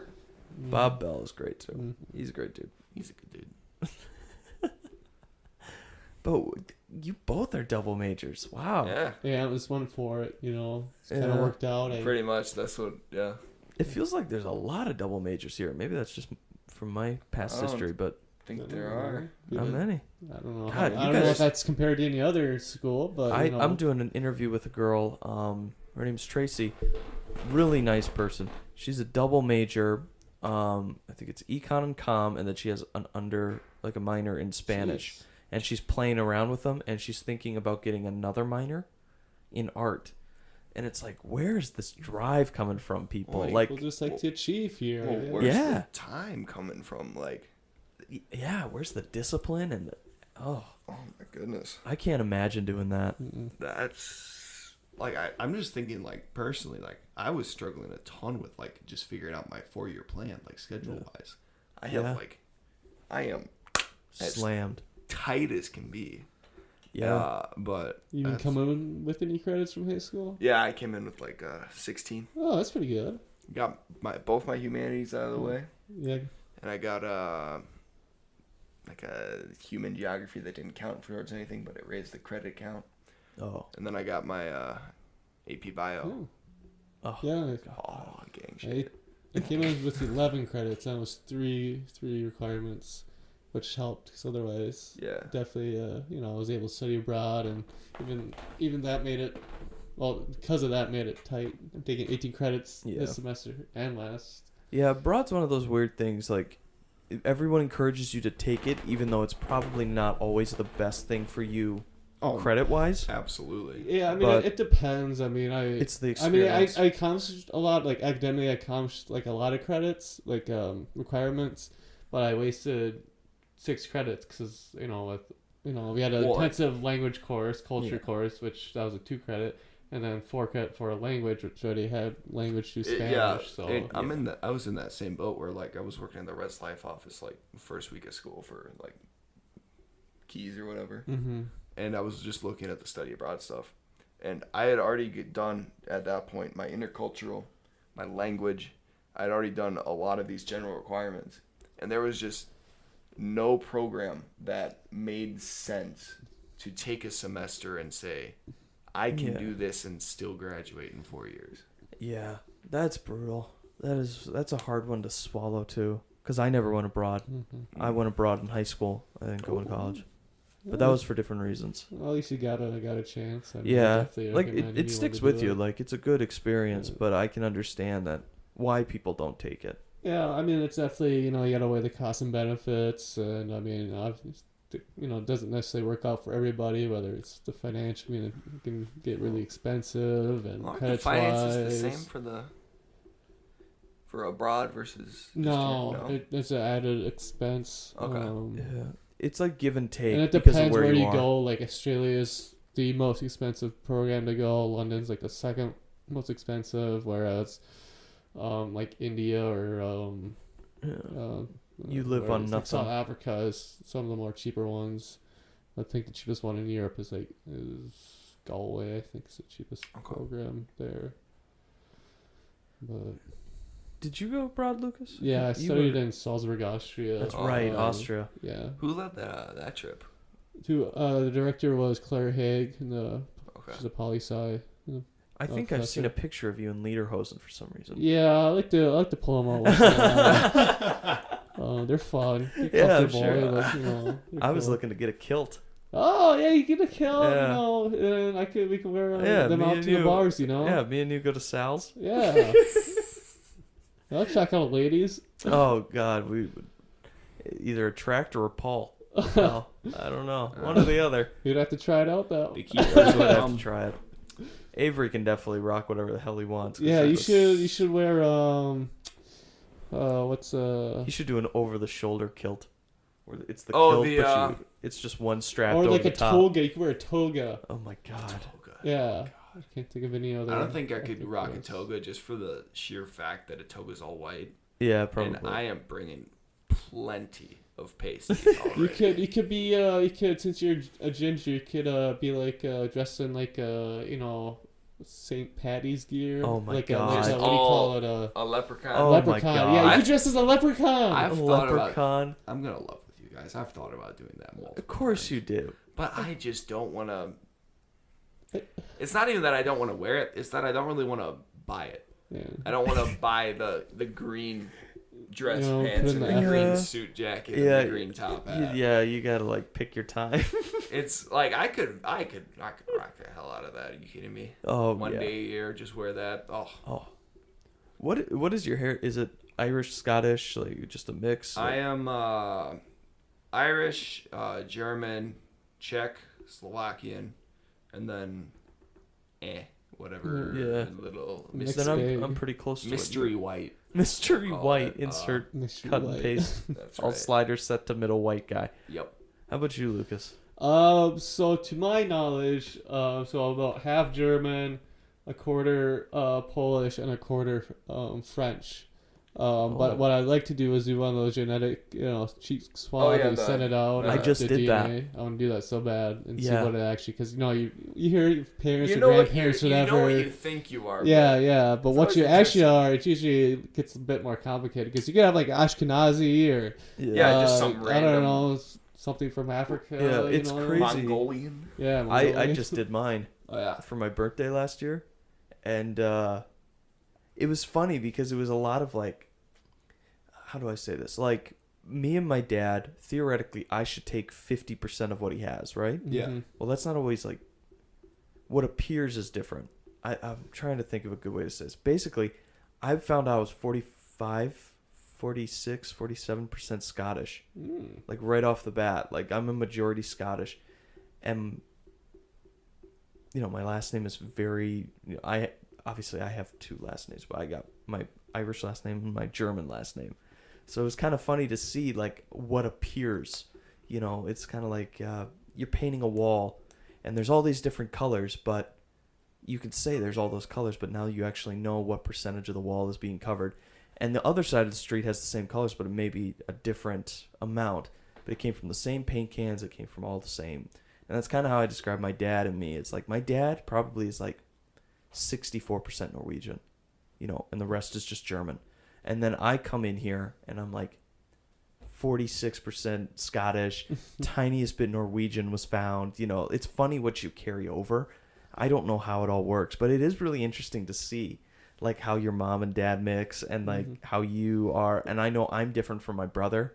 My brother looks super German and I look Scottish because of the hair, like dark eyes, dark hair. Yeah. My sister's kind of a tweener, but it is kind of funny to see just the variance in between like siblings. So if you have siblings, yeah. I think you said you're a twin, right? Yeah. You're a Yeah, twin, yeah. he's a twin. Oh, So it'd be interesting to like have you damn. two do tests separately, unless you were like identical. identical. No, fraternal. Fraternal, yeah. It's a she. Yep. So It.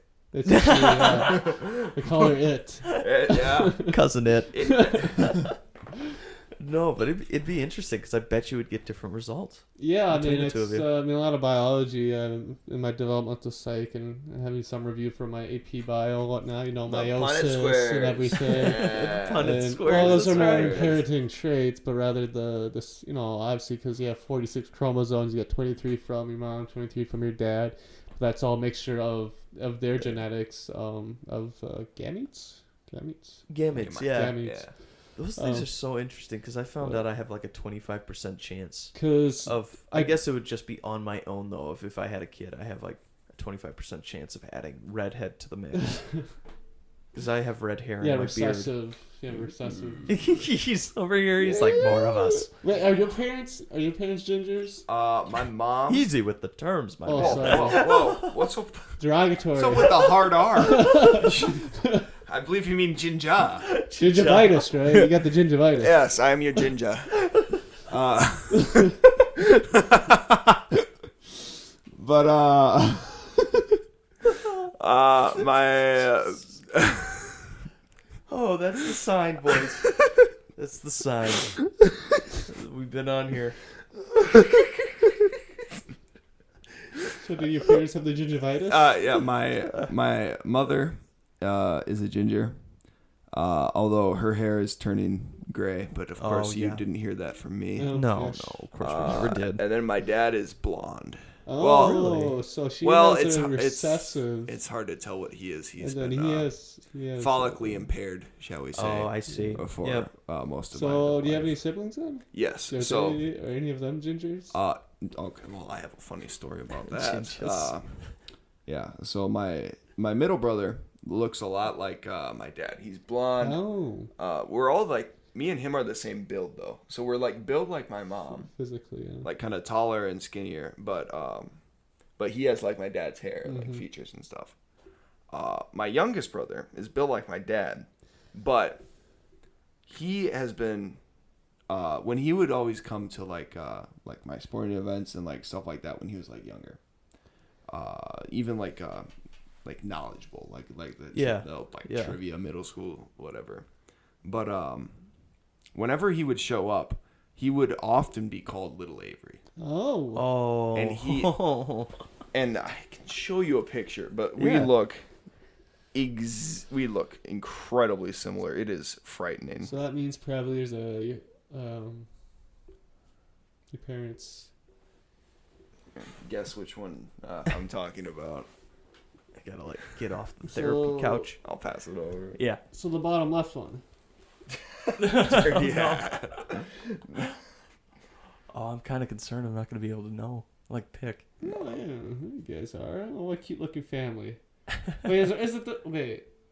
The middle one is the one that The middle one, yeah. middle back is the one I'm referring to as Little Avery. Yeah, Little 'cause Avery. he definitely has the popping ginger quality. It's like the hair and the. Yeah. He's You can tell the treating it like a previous wine freckles, but tasting, definitely by the the way. pale. Just, You want to know the best part? Yeah, if we're talking about wine tasting, Avery's got sideburns too, which are like glorious I at all. love, Their- dude. Honestly, dude. Ginger sideburns. You look like an old ship captain. they go way down there. It's like coming down to the neck. Yeah. I can really see the similarities there. Yeah. Yeah. With little Avery. It's, Oh, cool. Thanks, Sean. It must be the Man. kind of. I think how that would work out is that they would 50-50 chance to have a child with ginger. I think that's what it is too, because because if you have the little r, and then the Little R. yeah, well the recessive, Recessive. yeah, which is expressed, and your dad carries. I'm just so I happy think you're like he- awaking this that's not knowledge I learned when I expressed. was younger. So I think he does, because if I remember correctly, some of his like up his family tree, there's a bunch. that's the only way to have gingers is to have Yeah. both those little recessives come together to make a ginger. Whereas Yeah. if you can be a carrier, not be a ginger. Is what I'm saying. Yes, That's your I dad. think that's my dad. But it's interesting too, because my mom, she's the only redhead in her family. Oh, Weird. She has 8 siblings. Oh. Although to be fair, To be fair, yeah. to be fair. to be fair, I've never seen her parents, my grandparents, without gray hair. They're Yeah. like 80 and they're like 90 Yeah. right now. The And then parent's gone. some of her, like, she's 29, of course, but in real life she's 46, right? Yeah. Her oldest sister is as old as my dad's mother. Okay. So it's a long spread. It is. She's the youngest of Okay. 8. Yeah. And a lot of her older siblings are graying.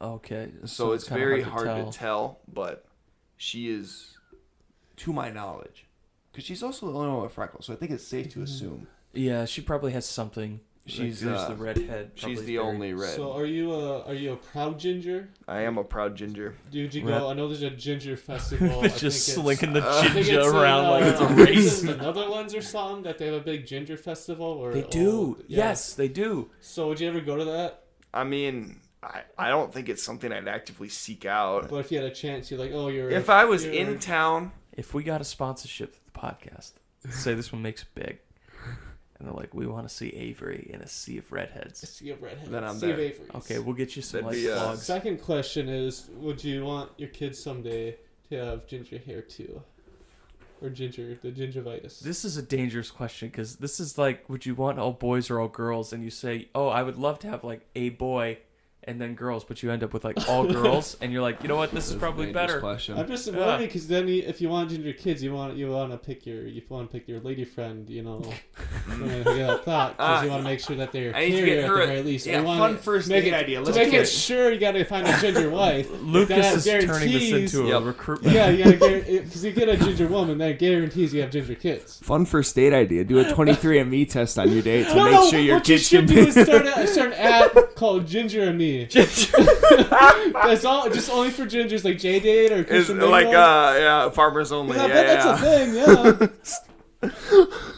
Do you look like a Keebler elf? And do you want to find love? Lucas is just posting the results of his ancestry tests on Tinder. It's like, if you don't match, no. Oh no, but I think being a ginger gives me an innate advantage. Oh, does it now? I think it does By not because having here's a the soul? thing. You're No. rare. Jesus Christ. And this is obviously a very You're extreme. just going flame to the village. Jeez. This is obviously a very extreme yeah, example. man. But if I ever were to commit a crime, Oh, God. the description's gonna be 6 foot tall ginger guy, Yeah. right? It's like a There man is running. a way, and I haven't tested this, but I've heard that lemon juice can remove freckles. So, if I ever murdered Lucas, for example, for Yeah. using the hard R, Yeah, hard R. if I wanted to lay low without having to like run to the middle of the woods and build myself a bunker, all I'd have to do is theoretically dye my hair black, Okay. go get a spray tan, Yeah. and then use lemon juice to remove my freckles. Oh, and you'd be you like would the not chameleon. recognize me. You would be like a chameleon. You would I- just like you would- change.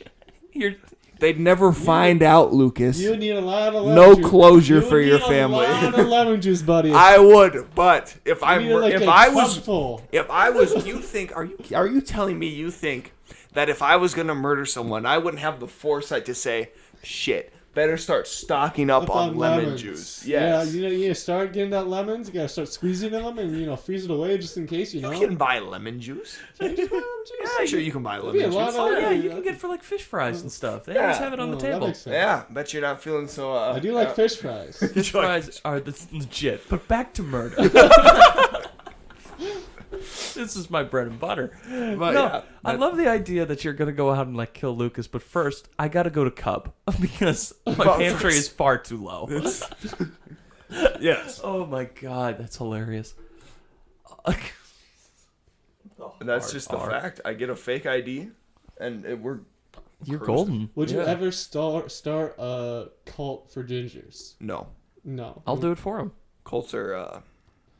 Where you like sacrifice non-gingers to the Oh, ginger no, gods? no. Like the Aztecs, but they're all ginger Yeah, and they, pales. like drop in lava or No, harvest their heart and eat it. I don't think. I could see Avery starting a cult like the Sun-Kissed Children or something. You know, it's just everyone's running through a field of dandelions. Like, look at the sun, love them. How careful do you have to be when it's like summertime and you got the sun out? Oh, Like, you always yeah. put on like So, sunscreen? Or... No, actually, so I used to burn very badly, and if I go swimming outside without a shirt, I will fry.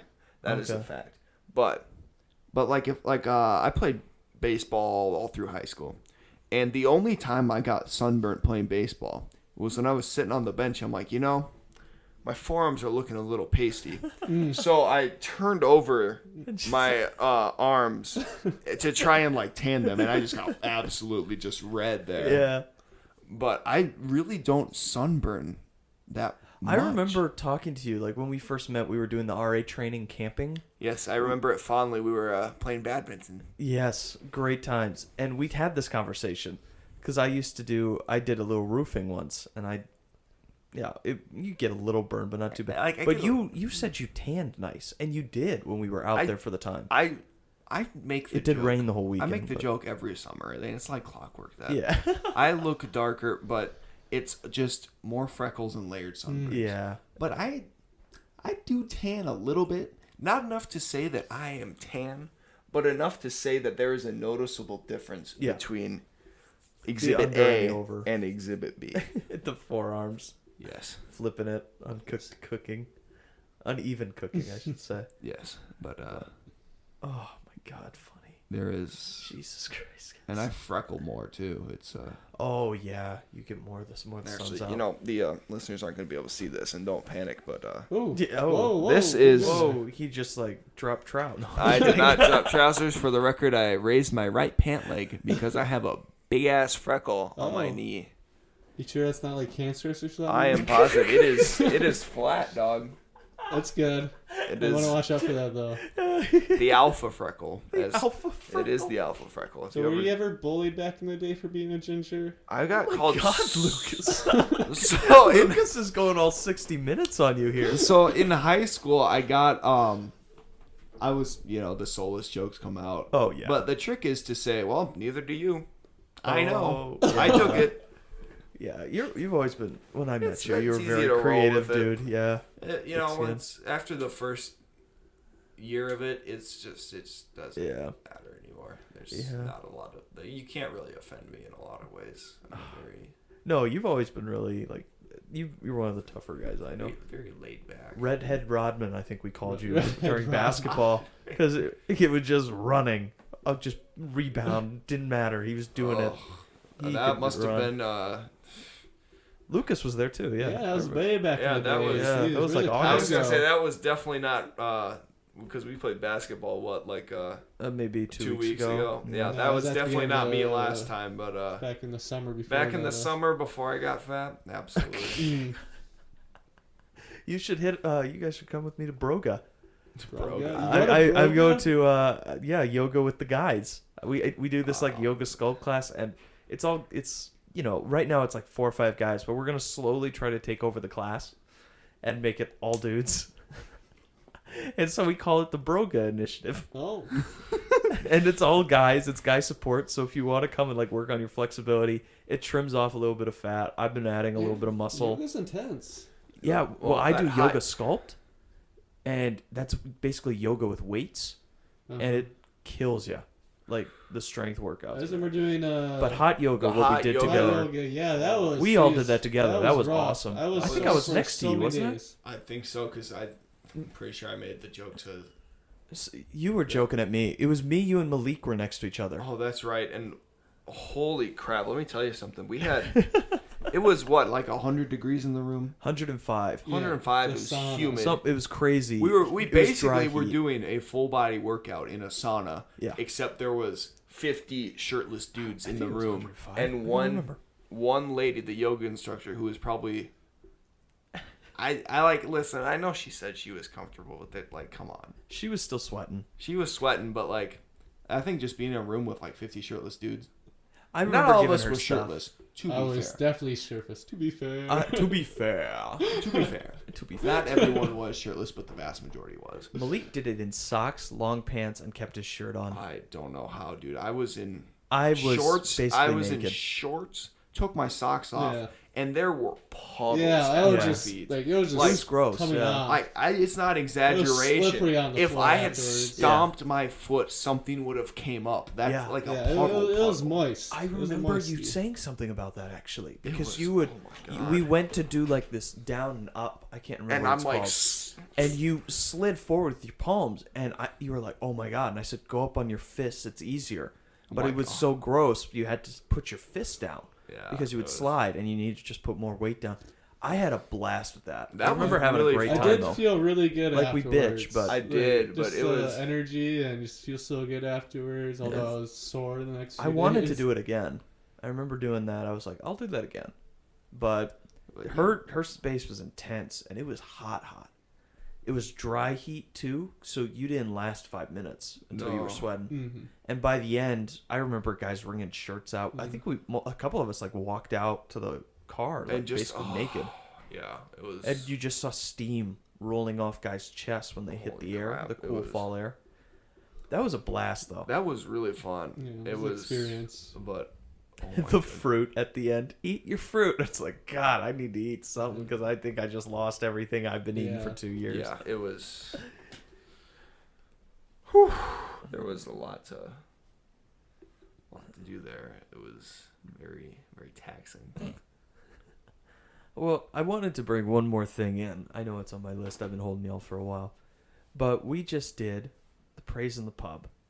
The pub, well, not quite Praise in the Pub. It was much better than Praise It was in the much Pub. better than Praise in the Pub. And we got a chance. I wanted to bring you guys back to talk about it a week later because I've gotten word about that quite a bit. I shouldn't say we. We were just a couple of hands. Avery Moore set it up. But we were in charge of basically a blizzard night Oh yeah. where guys were snowed in or they were going out, and we had games and activities. We had a quiz show going on with Kahoot and just gave them a place to go at the bar. We had pizza and drinks, Yeah, and it no, was super successful. It was fun. Definitely, it was a curveball having a snow day on a Friday. That was Buses weren't running, and it makes it hard for people want to do stuff on a Friday night, and that typically involves either going to St. Ben's or the town. So, trying to do our best with that, and it turned out pretty well. Yeah. Got the pizzas, got the pop. Unfortunately, we're not able to serve any beer. You looked like a bartender, though. I wish Lucas I would have was- served it if they would have allowed me. Lucas was killing it. Like behind 2 the days bar. after that happened, they started looking for bartenders. Yeah, at that yeah. I place. saw the manager for it. I know him. Super good guy. But yeah, hopefully they can start working more. I don't know, because they used to have happy hours all the time before shit went down with the bar Yeah. at Brother Willie's. But What now- was the stuff that happened? Do we know? So Yeah. Because it was wanna- before me. So I was actually talking to Kenny about this at length, though. I think afterwards, so we were just chilling in Jacob's room. But so Brother Willie's always employed a bunch of student employees, right? Yeah. To bartend, and the issue was that they would give out some free drinks, or they would serve their underage friends, Or both. or both. Usually both. Both. And then on top of that, kegs started missing.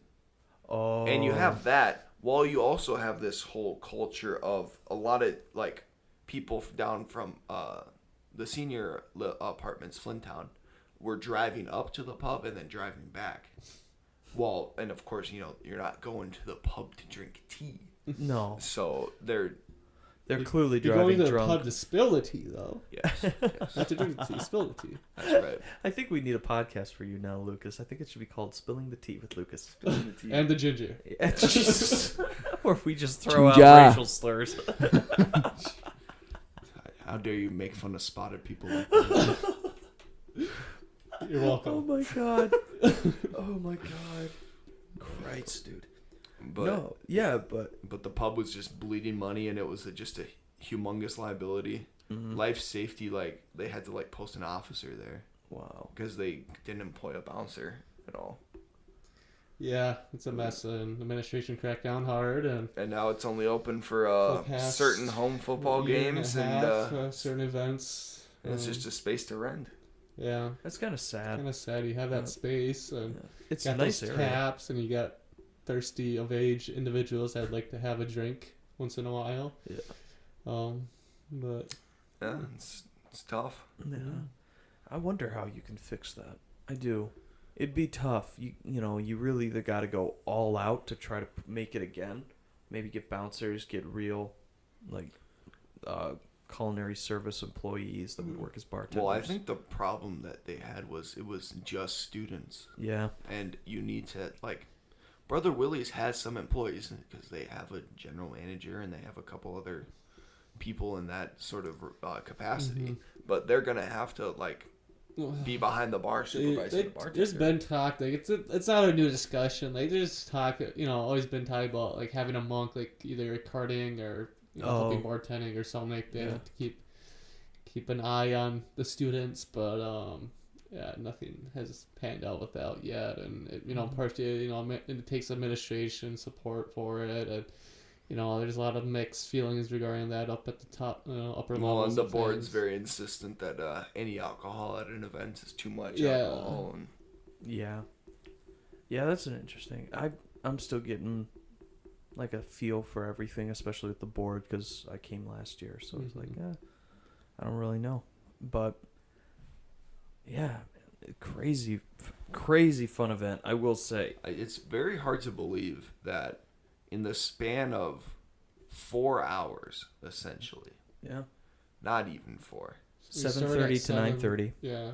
We started at We started at like 7, and we didn't get done until like 10:30. Yeah, Ish, it was about that. We were About kicking 10. the last people out around 10:40. So we had a 3-hour, 30-minute event, extremely successful, and it took us 4 hours to plan it out, and one of those hours was spent just in a meeting. Yeah.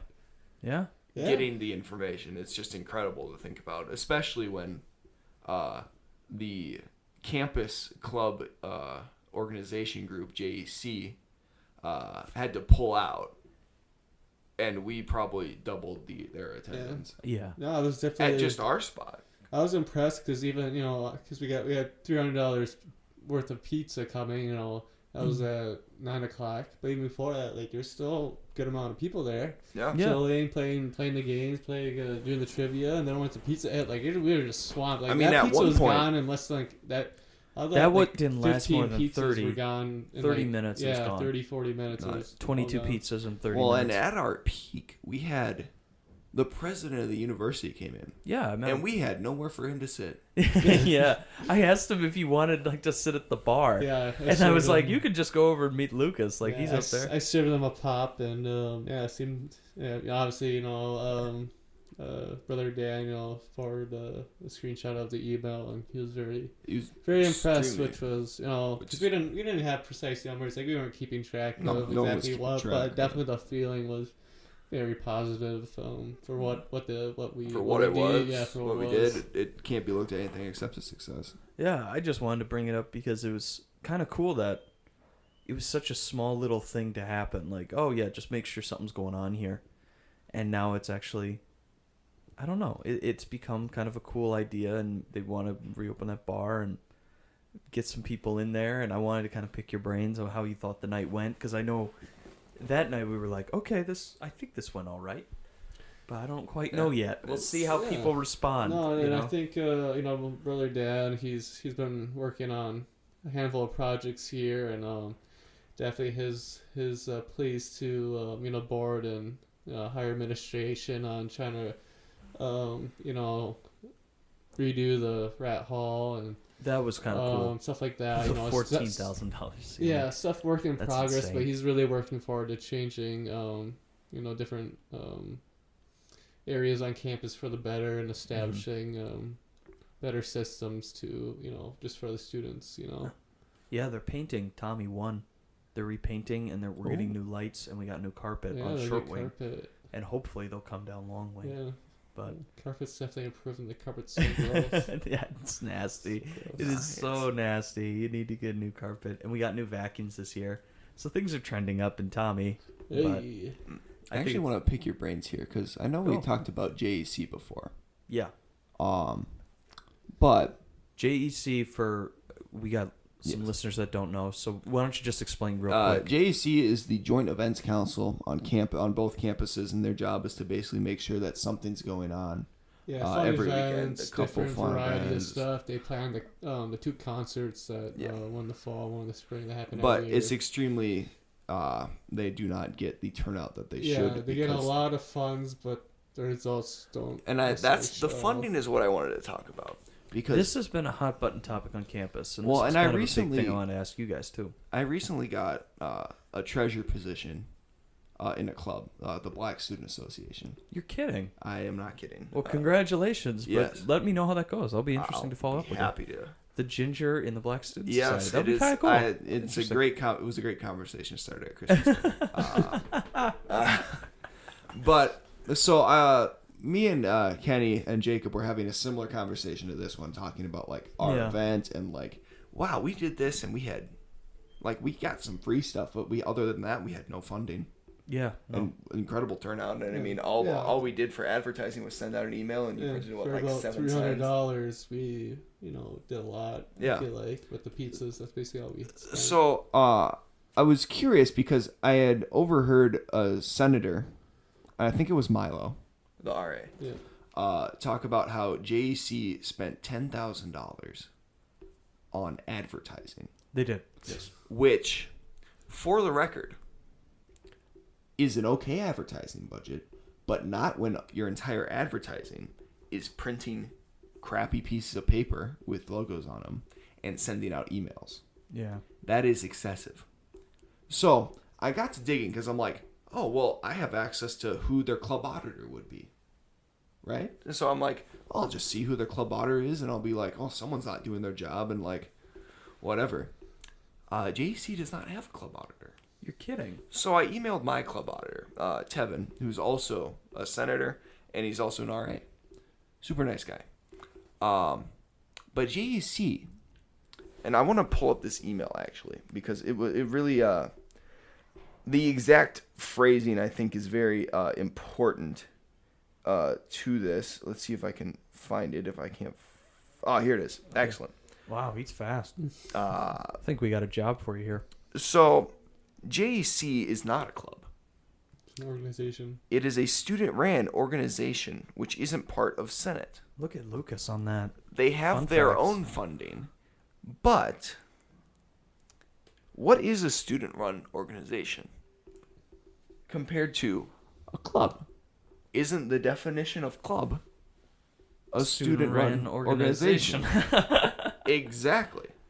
And, you know, you hear the senators talking about them applying for more money. If they're not associated with the Senate, why are they getting money from the Senate? And Senate only covers clubs, correct, here? That should be correct, I believe. There's only club auditors. There is no Gotcha. student-ran Okay, yeah, because organization esports auditor. isn't covered by them. I know that. I have to do commentary for esports. Huh. Yeah. How's that? Well, I'm brought on as... This show would never show you this, but I'm brought on because of my comedic past. Oh. So I've done, like... I'm going to be doing this upcoming year. We're going to try to make a meme more out of the stream than, like, make it serious. Because the team's pretty good. And I don't know anything really about the game. They play Overwatch. So I just kind of say stuff and try to keep it interesting. And I sit with a former player. And he knows the game. Oh, so gotcha. I'm kind of more like... If you've ever watched Bill Walton... Oh, yep. Mm-hmm. Yep. Former basketball player for the Portland Trailblazers Yeah, and like, Celtics. No. And he's like, have you ever been to a volcano? You know, like weird shit. Just random. Just comes pouring out of his mouth. That's what I'm going to do. Is just kind of keep it lighthearted and fun and interesting because you just don't know. Yeah. But yeah, no, they don't get any money from the Senate because they decided to not be a club. Right. They're independent. They're kind of like this. Yes. But Um, JEC does get funding. So the question has to be asked is, if they're essentially a club who applies for money from the Senate, why don't they get audited? Because And the question is, and the answer is, because this entire thing is bullshit. I feel a Louis Theroux documentary coming on here. Oh, I was actually strongly considering writing a record opinion piece about this. You should come on here. I thought there If was you already, want to do it, I'll do it with you. There was last spring there was a piece about JEC on there. Yeah. I'm pretty sure that. I wonder if I still have the paper. I don't know. Yeah. But yeah, They if you have do it, online. come on and I'll happily publish it and everything like that. We'll put a link out for you. We can make a little document. I was going to do something. I wanted to do a story on campus for a while, but I hadn't found anything that kind of struck a nerve for me. Well, you Because I've been doing media writing, so I have to follow a story. You should talk about how garbage the record is. I like the record. Okay, The rumor is funny. The rumor is the only good piece of Oh, I love the journalism. rumor. I mean, that they do. the record varies based on what's written and whatever, but for Yeah. a student paper, I like reading it. I Yeah. used to gotta think read that the too, paper came but out then yesterday. I really started paying attention. Yeah. And on the front page for like this last week, right, there was maybe one interesting and accurate thing on the front page, and that was that one of our football players, a D3 Yeah. football player, Yeah, Ben. Benny. has strong prospects about getting drafted, Yeah. which is awesome. Mhm. I want to know that. The other stuff on the front page was IISS, the International something. International Students. The International Intercultural Student Services. IISS. Yes, International IISS. Intercultural Student. It was essentially them taking credit for us having MLK Day off, even though it was a lot of BSA members and Yeah. protesters who led to this. Well, that's who I give a credit to because they were actually out there Yeah. doing it. All they did was they said, "Oh, that's a pretty good idea. I think we want to help that. Yeah. Yeah, I Which- mean, that's just part of the problem. I mean, when you have a student-run paper and you have students writing Yep. article pieces, you're not necessarily going to agree whether on some pieces, and that's just going to be how it is. Like, I mean, That that's is just be hosey poke, whether it's the Am I opinion pulling that piece thing a or little on an closer to you? actual reporting article that, may not, encapsulate the entire truth. Mm-hmm. That's the part about being a savvy reader, like about anything, whether it's you're watching CNN or NBC or Fox News. Like, But I think the thing that pisses me most off about the record is the opinion pieces. Because all it is it's an endless cycle of pro-life, pro-abortion, pro-life, pro-abortion, pro-life, pro-abortion. And then a couple... technically it's called pro-choice, but I don't want to get into it too much. Yeah. I suppose I phrased that wrong. But That's fine. You're sitting here with me, and I could barely get through the story at the beginning of this, so don't worry about it one bit. Lucas, can you pull your mic up just a bit? Sorry, I can barely hear you. Thank you. You're welcome. Oh, listen to that beautiful songbird voice. There it is. But continue. Sorry. And then it's bad when you recognize the opinion piece writer. Mikhail, you know who I'm talking about, so that proves my point. He's written crap about like this last one. What was it? World War III is not going to happen. Here's why. Okay. Which is a fine opinion piece. I certainly interesting. don't need to hear it from a 20-year-old college student who also wrote about how nationalism was a great thing and how... I had this discussion with Johnny Benny Media, actually. It's kind of interesting because the only reason that... This is kind of related to this. I'm going to kind of cut you off here for a sec. Is because it's a school paper, they get to censor a lot of stuff. And so you only get one or the other, and it's very polar. Yeah. And for me, it kind of leaves this open area, which is why you guys are here. Like, I would be through Johnny Benny Media. I should probably be in the building next door. But I decided I would rather be able to have open conversations like what you're saying right now. This is what's really going on. And it is interesting to me, because I don't really read the record anymore because it's hard for me to... It's the same people. Mm-hmm. Yes. And I would rather hear from, like, Lucas. I want to know what you're thinking. Mm-hmm. I would rather know what Avery's thinking, because you guys are actually walking the walk and not talking. I know you want to say something. I'll get to you in a sec.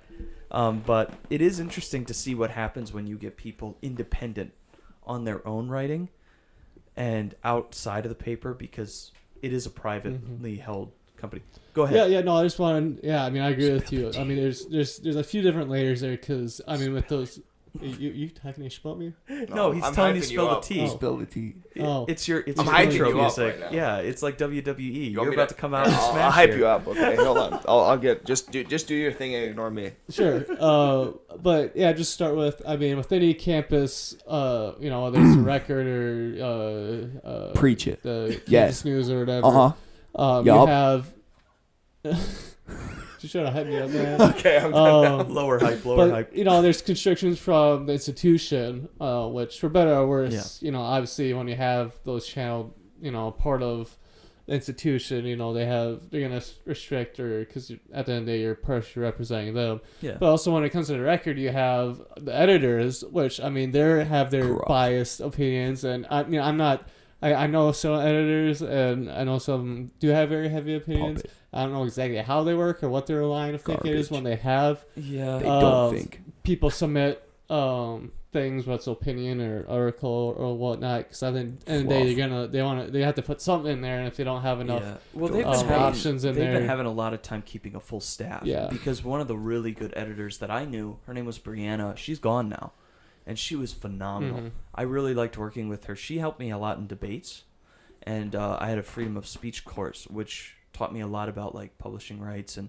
what you can say, what you can't say online, and that's kind of what it was going about. Yeah. She was a fabulous editor, and she knew how to recruit. Yeah. It's So it's they people have been having a driven. hard time I with mean, staff. It's fair to say. yeah. that. I mean it's tough. I'm not gonna any organization club or everything. They're gonna have their challenges.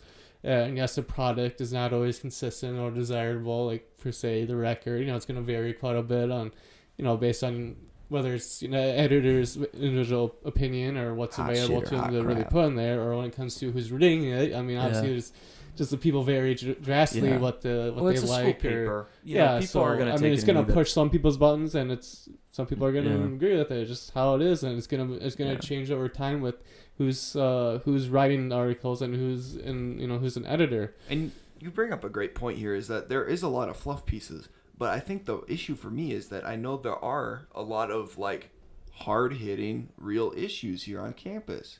We can talk about enrollment going down, Yeah. the alcohol conversation, JEC, hell, even oh crap, no, I lost it. But I think this is interesting. Food though. insecurity. That's what it was. Yeah, yeah. Sorry. Kenny's No, piece. you're good. You hit that thought. But that's what I'm talking about with censorship, right? They don't want that in their own paper. It's like we want to write a bio about you, and we're going to show it to your employer. Do you want to see the failure? And that's, again, why we're doing it here. Yeah. Like, that's the reason you can say that on this podcast, is if I was through Johnny Benny Media, we would censor this whole part out. And that's what upsets you, right? Yeah. And that's, again, what Lucas is getting at. So I kind of feel we're talking in to be circles. fair, I mean, those pieces that, like It's frustrating. those topics have been in the record. There's not ones that are Well, they're frequent. covered. Yeah, Like, they're covered up. covered, and whether they're covered to the degree that they should It's be, just an or the issue. frequency they should be, because it's our real topics that should be discussed and should be kept aware. On the other side, I mean, podcast is great. It's great talking, having just Yeah. student perspective, guy just chatting about whether just BSing or talking about real issues, and there should be more of this. And hopefully But would someone they is allow it? listening that does care. If they just want it for the entertainment values, that's cool. But Yeah. I mean, this is recorded. This is a piece that's published somewhere, that's archived away, and whether Far it's 10 away. years ago where Far we're just away. listening to it, or Yeah. whatever, it's out there, which is awesome. Yeah. We got this great equipment and set up that I would never Kinda like have a the Nixon time or White House. interest to Like do a so. Nixon so White yeah. There's just hidden mics everywhere. Yeah, dude, and, my residents do not like this. It's kind of weird when people come in. The walls are so thin. Yeah, they are. They are. So people are like, "That was a good episode." That's a weird one. Thank you. No, but this is a topic that we could jump off a deep end, but because I'm enthralled in this one right now with Johnny Benny Media, but I don't want to go too far because I'm still kind of working out kinks because I may have a show with them later this semester. Oh. Yeah. We'll stop. After- We'll stop screwing your future no. employment Well, chances. it's okay. Like, I'm very clear with them because the reason this show was supposed to be Johnny Benny Media, and I said I think that's a really bad idea. I went in front of the censorship board is kind of what they're dubbed, and it's what you can run in the newspaper, what you can run on Johnny Benny Media, the news, podcast. We didn't have a podcasting group, so when I came in, it was like, oh, do you want to have your show on our network, and then we can kind of say, oh, here's our podcasting group.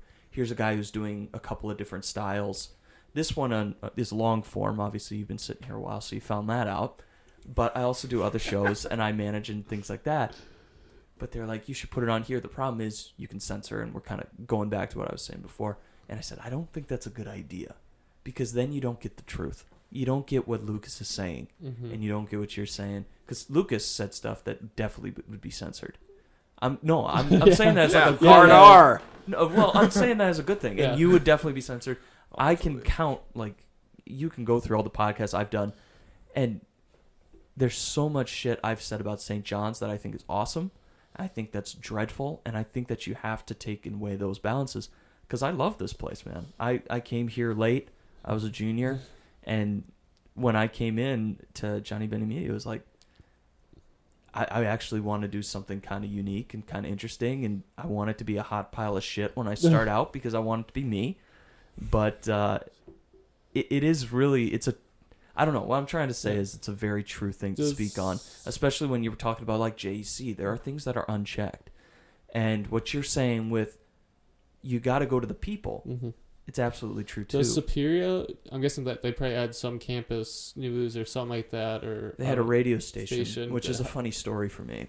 Because I'm just wondering about the comparison. Because I'm just kind of this is the only college I ever attended everything, and I've always generalized. I mean, yes, St. John's. We love St. John's, really whatever, amazing but place. also it has its flaws and imperfections too, just like any other institution. It's nothing unique. The thing that's frightening, and I say frightening is a good thing. Sorry about that. I just got a text message from my editor. Yes. From one of our other editors at Johnny Benny Media. Timely. No, Superior. I should really start with St. John's. The thing that's fascinating to me here and continues to shock me every single day is the level of communication that's happening between students. Like the fact that you two can go back and forth and feel comfortable never would happen at Superior. When I was at Superior, there was a young Democrats group and a young Socialist group. That was it. No young Republicans. It was too dangerous to be on campus as a Republican. And I literally mean dangerous because when Trump was elected, and I didn't really have political thoughts at that time. I couldn't stand politics. I still don't like them. And that's why I don't like to talk about them here. Because you don't need another outlet. But you don't need another opinion. It's just not worth listening to mine. But what was interesting is people went door knocking and were like, did you vote for Trump? And it was like, what happens if you say yes? And you can be like, I voted for Hillary, but just to get that inquiry and have that pushiness pushed upon you is like, oh my God, this is kind of terrifying. And there were fights and there were people getting into it just because of personal boundaries. And the real difference that I will say about St. John's is I can have you guys come in and you're generous enough with your time to sit. If I did this at Superior, I would have to bite, claw, fight my way to the top, which basically I failed at really miserably at the radio station. That was one of our only outlets, and we had a school newsletter, which was a page and a half, and you got it as an email, and I tried to write for them, but they were full-staffed, so they didn't. It's not like a record. You didn't get to submit. You were either on staff or off, and if you weren't on staff, you didn't get an opinion unless you were being interviewed. Radio station was different. It was actually a professional radio station, like for Superior, but it was held on campus. And I went to them and I said, hey, I've got an idea for kind of a radio segment for 15 minutes. And what we'll do is I'm going to go out and do a dirty job. If you remember that show, Dirty Jobs with Mike Rowe, Yeah. I was basically going to do that. And the incentive was we're on a college campus that has one of the highest dropout rates of the UWs. So we should have an incentive for people to stay in school. And I should go out as a kid that kind of comes from a nice family, middle class, like middle of the road guy. Yeah. White kid. And we'll put him in the worst possible situations, like shoveling cow shit or cleaning out ballast tanks and ships. I was going to get harnessed up and go into a tanker. I went to a brewery. I was going to go into a brewery and clean out the inside of those tanks, the hops tanks, which are gnarly. You got to get a full suit on. I actually was in a prison. I actually went through a prison. I went to a juvenile prison, but that was for another paper. But I wanted that to be the first one to show people who work in prisons. And I told them, I've got, I'll do all these dirty jobs. I'll write, a 10-minute bit. And then I can come on just as a quick call-in or a guest with you guys and then say, this is what people who don't get college educations are doing. And they're going to make more money than you. They just are. A lot of these people just are. And there's going to be some of you that stick to your guns, that go through school with belief in yourself, and you may come out not knowing what you're going to do, and you'll find a way to do it. You'll find a way to make money. But if you're in this middle-of-the-road shit like I am, where you're like, I don't know if school's for me. Maybe I'll be a welder. Maybe, just half-ass my way through college, get a degree, and kind of bum around while I'm here. You kind of come out middle of the road in life. And that was a big thing. And I just dropped the papers off on the desk of the radio station because they just never took my calls. I talked to them maybe twice, and they were like, yeah, come in. And then 3 days straight, they just never met with me. It would be like, I'd come into the lobby, and I'd say, hey, I'm Ben Seifert, blah, blah, blah, blah, blah. And nothing would happen. And so after 3 days, it was like, that's kind of it. I can't really get through with them. So I was the end of the show. It was dead before it even started. And then I ended up in a prison like 3 months later, and they wanted to interview me. And it was like, well, I can't really. I've got more interviews to do. I've got this paper to process and show off. So it's a world of a difference. I know that's kind of a rant, but it's a world of a difference from coming into campus here and seeing the way that guys communicate and are willing to say, like, well, just give them a shot. Like, I would never get a chance at Johnny Benny Media to get my own show there after I left. And I would never get a chance to go on the news programs and be an editor there like I am now at Superior. It would have been burnt bridges.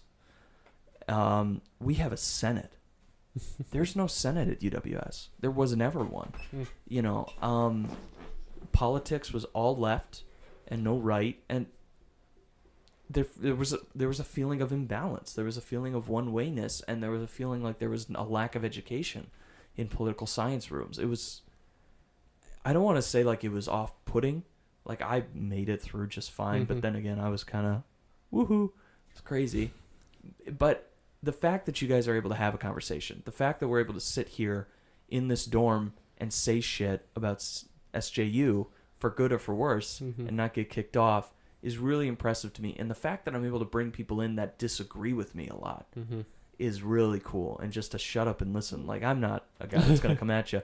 But I was amazed. One of my teachers, Professor Kelly Berg, is one of the big reasons I have this. I was talking to her right before Christmas break, and she wanted to know who I was. And I said I had an idea.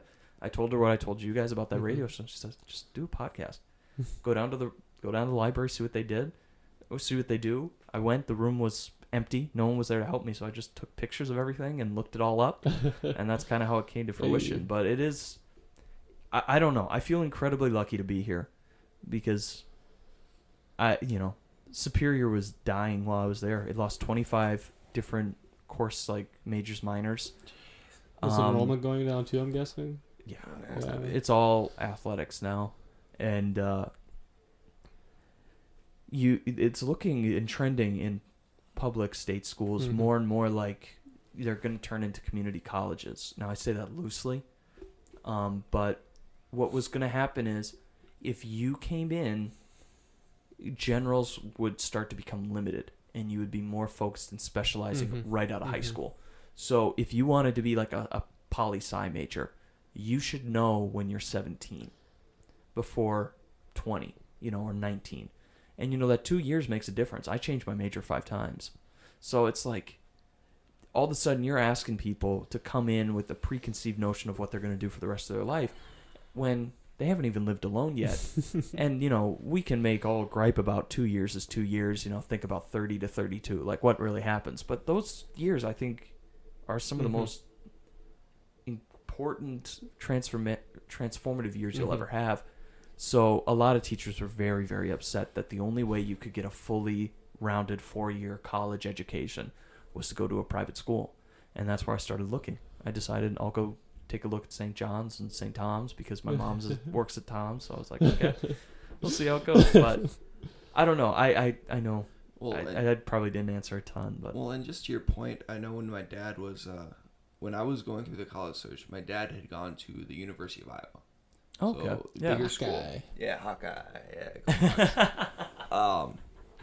But one of the things he told me is at Iowa, he could go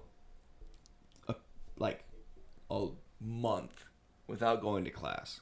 Yeah. And no one would notice. Yep. Yeah. Whereas here, as RAs, we often have to do welfare checks. Yeah. I had to do a check on a guy who missed his shift at work. And that just doesn't happen a lot of other places. That would never happen. I know we're still kind of considered numbers here because of your student IDs, but it's a lot better. Like, they know Lucas. Yes. They know Avery. They know Ben. They know who I am. I know the president. Like, that just would never happen. I remember when I first came here, the first big kind of joke I made with all the transfer students is we're going to go see Mickey Mouse. And that was what I called the president.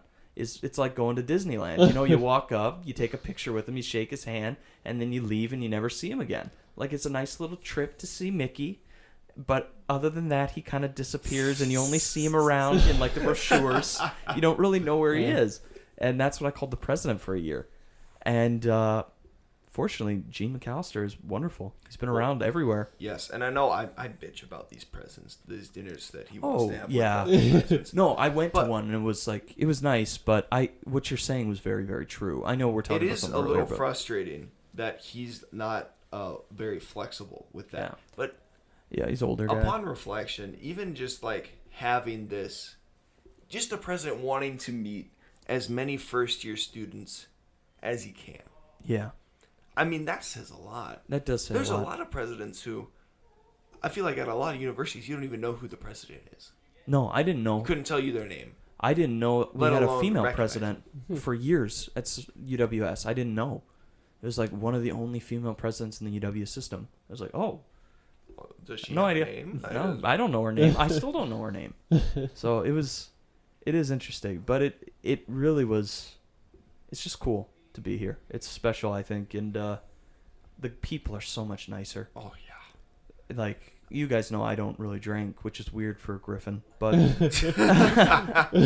but yeah, I don't drink, and I remember being like walked out on by people like, oh, okay, this is just a weird fucking dude. It's like, no, I just, life happened differently to me. Yeah. And I'm just trying to make my way with it and whatever. But, you know, it doesn't mean I won't once in a while settle in with Lucas maybe for a game. And that's a very special thing for me, to be able to sit down with people and kind of have that nice one-on-one, or maybe, you know, 3 people in a room. That is more special to me than going out to a bar. And I've had people, Johnnies too, walk out on me. But for every bad one, there's another 2 good ones, which is impressive to me. Yeah, no, it's definitely interesting. I mean, you said a lot. My head's just kind of racing, but Yeah, I'm sorry. I went on a big rant there. But just to start with, I mean, party culture is everywhere, and whether that's going to a massive frat party at the U of M or Winona State or whatever, or you know, going to the bar. I mean, it's all depends who you want to surround yourself with, and yes, coming in, you know, as a first year, that's why there's such an emphasis on just first year culture in general here. And I mean, yeah, some people make that choice to do that, but there's always going to be people who do not want or follow that, or try to find a niche group of people who more coincide with their values. And, you know, at the end of the day, that's fine. But I think largely I want to speak on to like the kind of the social commentary. Social commentary as a whole of. I'm allergic to my bullshit. Sneezes. Like, yeah, you sneeze like me. I just woof at it. Horrible sneezer. But I think institutionally, I think it's a massive difference when you start going into these. You know, I don't know what the enrollment, but definitely the you know, UW schools, those, you know, medium, smaller size state schools. But at the end of the day, they range. They're public schools, and they're limited by, you know, their resources and the size of their student body, which is generally going to be larger than any private school. And what happens with those institutions is that you kind of get lost with because you have the students out on it, and then you get the upper administration, and there's a massive gap. That's with any institution, whether you're talking about educational or government or whatever. And the worst thing that can happen is when upper administration starts losing it, or loses touch with the people that they're supposed to serve, which is the students. Yeah. Especially in higher education, when students are absolutely necessary for the functioning, the jobs that those higher admin have, the board members. And once you start losing touch with that, then things start going downhill fast, where students aren't enrolling, you don't have tuition, you don't have alumni coming out who want to, you know, have a positive experience where they want to give back. And that's where I think St. John's kind of, you know, they have a high degree of that, because, you know, alumni, we have a great alumni network here, and whether you realize that now or later on or whatever, I think students need to take advantage of those resources, and hopefully the institution hopes to continue that process of, you know, the donations, the interaction with students, everything like that, coming back for athletic events, because that's what makes the experience of a college, you know, university, you know, happen. Well, and just to go off that point, I recently got accepted to a job shadow over spring break. Oh, congratulations. It'll be like 3 days. Thank you. And the whole premise of this program, it's called like SEAM, which I don't remember exactly what that stands for. But is that XPD reaches out, Experience and Professional Development, Career Services, reach out to alumni and just say, hey, we'd like you guys, if you're willing to, maybe have a student job shadow you. And every single mentor, if you will, is just an alumni who says, you know what, I want to share what I know. I want to help them out. I want to just give a taste of what the real world is like. And like a lot of these people also offer like homestays.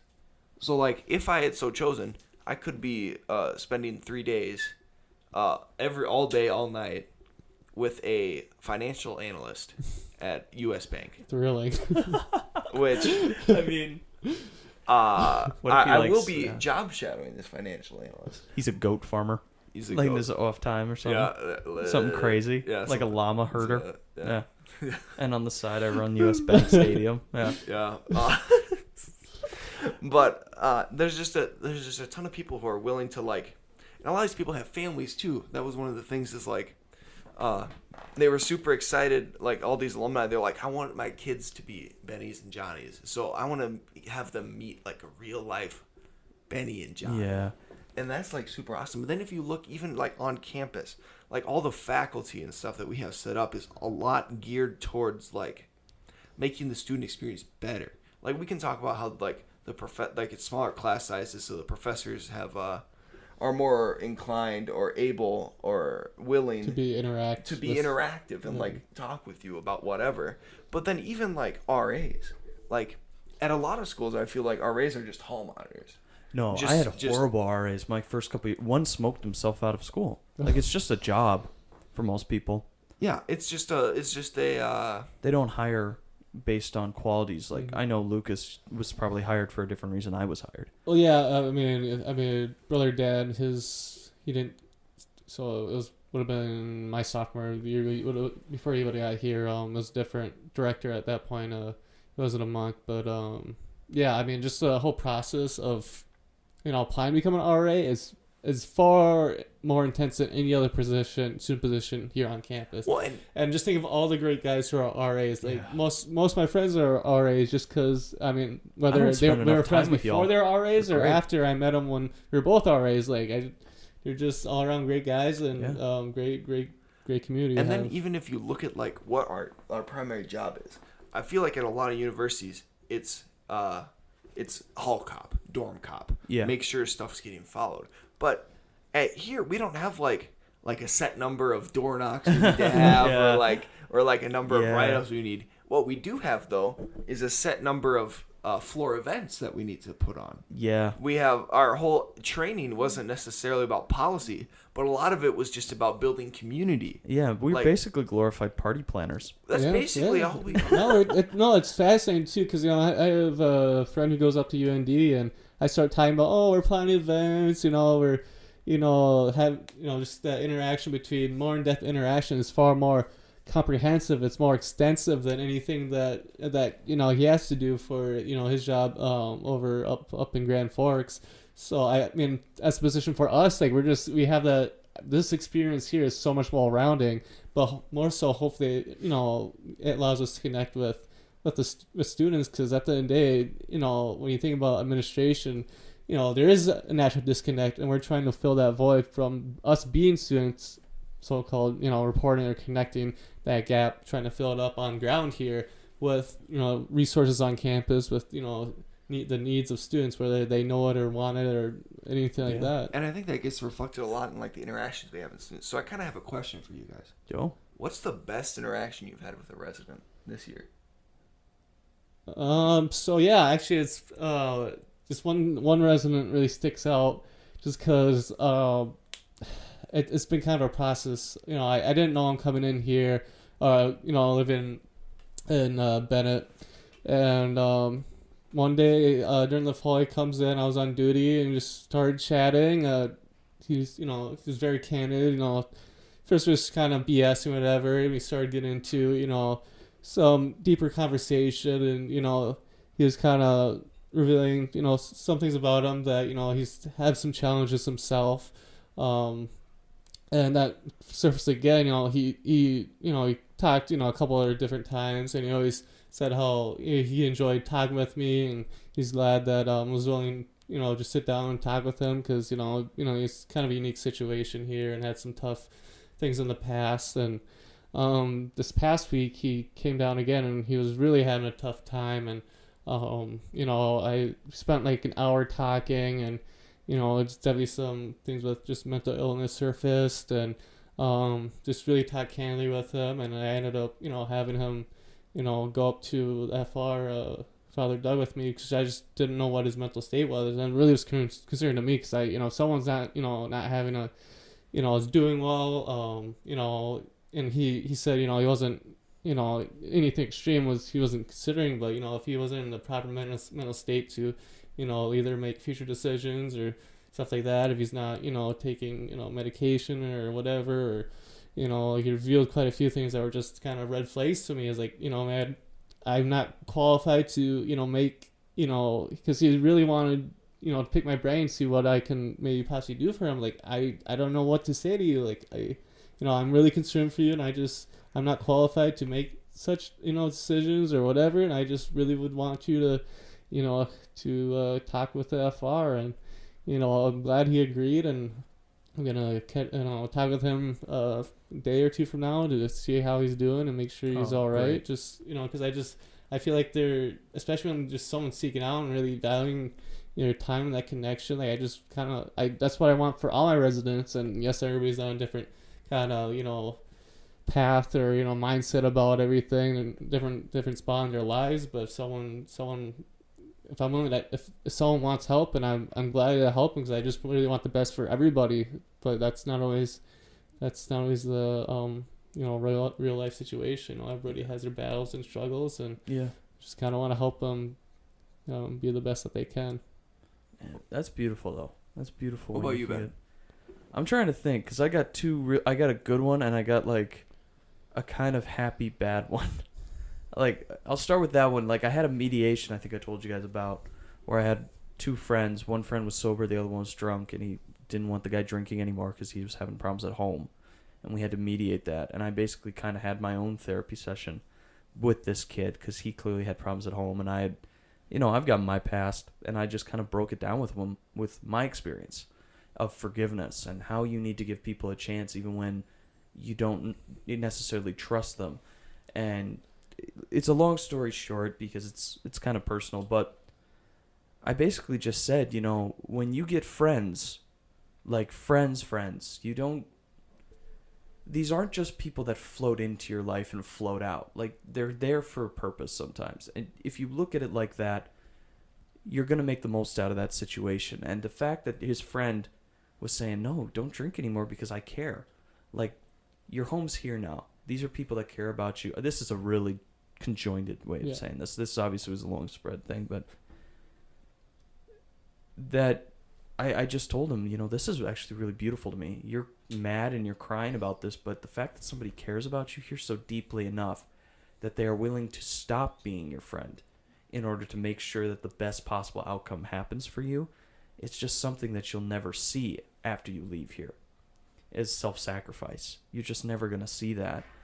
And, a lot of more personal things happened after that, and I'll leave that out just for privacy, but, everyone hugged it out, went back to the dorm.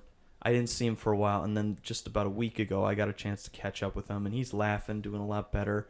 There's just seeing people move on and forgive, and I know they're not tight anymore, but to know loss and to know moving by that and to be able to say, like, you know what, I did have something really special, and to see him learn from that and develop and grow, and now he's found kind of a new niche and realizing, you know what, this is a place that I can make something of myself beyond the people that I don't trust and beyond that sadness and that darkness that I came out of, is something really special to me because I personally kind of relate to that. I love people like that. I like meeting people that got the shit kicked out of them and came back. Let me know if you need to head out too, because I know you've got stuff this afternoon. But, because, this one's a longer one. Thank you for listening. If you made it this far. Gracias to all of our Spanish listeners. Because we do have Spanish listeners, which is crazy. Yeah, ¿por qué? What? No? But my second one is the Dick of the Month trophy, which is actually sitting behind you. It's the little Stone Cold Steve Austin with his dong out. So, this is happy. This is a happy, lighthearted thing. Is I had that trophy given to me by one of the hockey players. It was found in the bathroom. Don't worry, it was sanitized. But what we did is I was like, well, here's the thing. I was going to throw it away, but I realized, what if instead of doing write-ups, I had the residents vote each other as Dick of the Month? Because there was things like music being blasted past midnight and other guys couldn't sleep. And I said, okay, I'll knock on their door. And then if they get voted Dick of the Month, they kind of get humiliated. Like, there's this weird sense of, like, people know I'm doing shit because they're voting for me. Like, I'm being nominated for an award for being the worst. And something psychological kind of sunk in. And it's funny in part, But at the same time, you saw the guys all of a sudden cling together. The Bohemians are down here, the hockey players. Then you got a bunch of randos over here. All of a sudden, all of them are like, well, I knew you were going to do this because I kept my music down. And, like, all of a sudden, it all, like, snapped together within 2 months. Cohesion. We've only had 2 dicks of the month. Hey. So it's been awesome to see guys with a little award ceremony we have every Friday at the last week of the month. And no one ever wins it because everyone's got each other's backs. Hey. And that's kind of a really beautiful thing to me. It's, you know, it's kind of crude. You know, it's a little wind-up toy of a guy rubbing one out. But it means to me, like, everyone's safe, everyone's together, everyone's united. And more importantly, they know each other. Like, they're like, oh, you know, Lucas, you were doing this last weekend because I heard it. And you would be like, oh, my God, I'm so sorry. Like, all of a sudden, there's a very clear recognition of walls are thin, you know. And There's nothing more beautiful than guys communicating. yeah, because it doesn't happen much, you know. But Not in a straightforward way. no, you know, no. So those are my 2. It's just I haven't had a lot of stuff happen. More of my stuff is like, if people want advice, then they'll come to me. For some reason, I feel like I'm gonna have a letter segment in this podcast at some point where I'm like, hey, Benny Bitchface, so I'm in school at such and such a time, and blah blah blah. And I'll just be reading problems. But more, I just have guys come in, they'll talk basketball or soccer or whatever.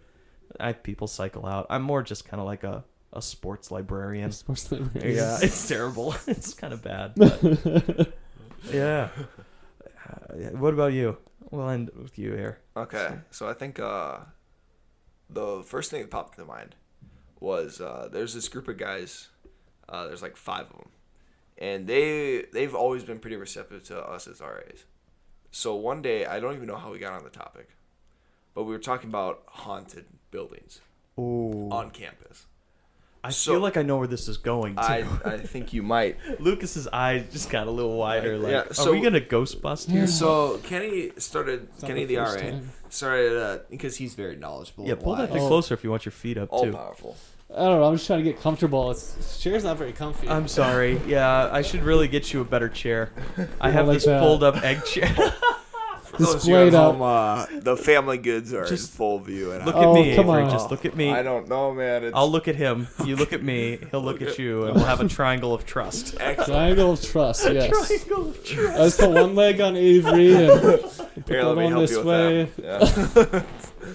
I'll get a new chair. I'll now that you say that, I'll get a better chair. Well, it's better than nothing. It's better than having nothing. I yeah, mean, I just the bed is usually like a big couch, but I got rid of pillows, so it's all right.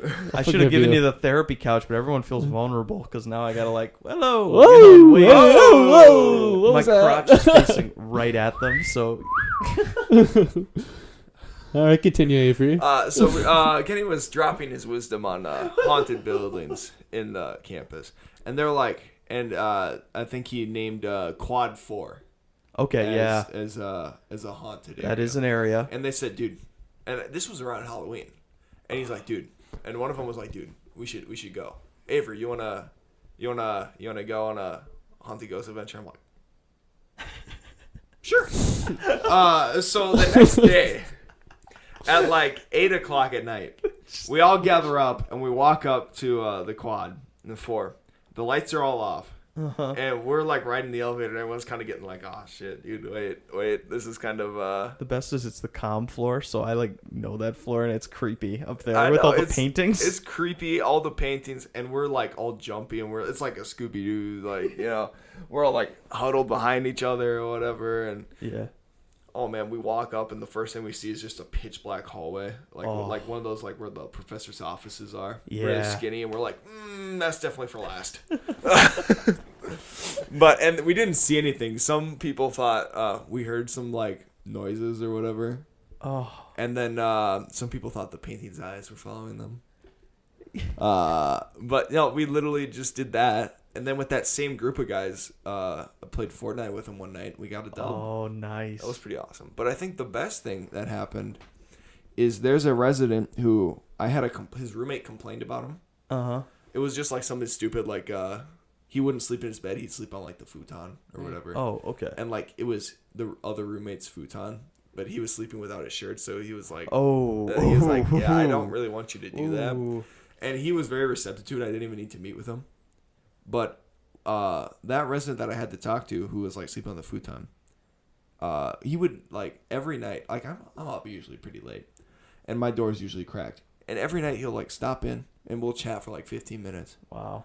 And then at one point, and like he told me about like this girl he was like sort of kind of dating, and then one day he came up, and this was towards the end, and he just introduced his girlfriend to me.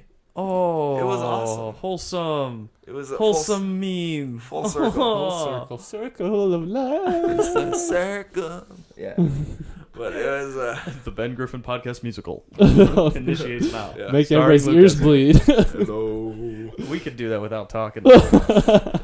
No, that's awesome, dude. That's really cool.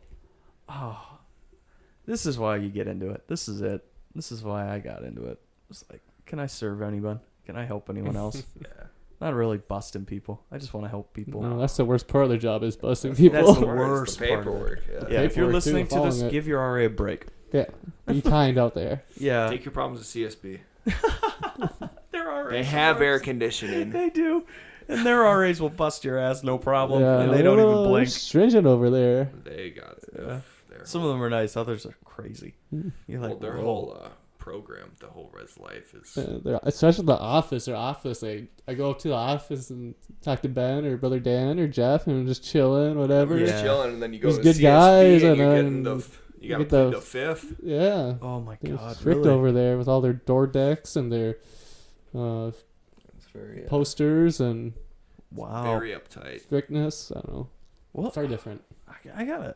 You guys have now hit me on like two things. That would be interesting to do like a comparison between res life for like a media story, Yeah. the res lives on campuses, Yeah. and then the JEC is really Yeah. interesting to me. I'm probably All may these have you back ideas. for that because I would like to talk about that more. Okay, I can do a little. Oh, but Maybe do a little digging. I think I know a couple JEC members. I don't know if anyone would want to go on the record. But no. Well, this is just a podcast because I'm a qualified idiot, yes, certifiable, as y'all are. as you could see from the plaque on the wall. No, It's pretty massive. yeah, I think the real absolutely idiots are the massive. ones who look to the empty wall we've been seeing in our peripheral vision for the last 2.5 What you really need to put up There's there is nothing nice on there. massive posters or a few different Here's posters. the thing. It's just so bleh.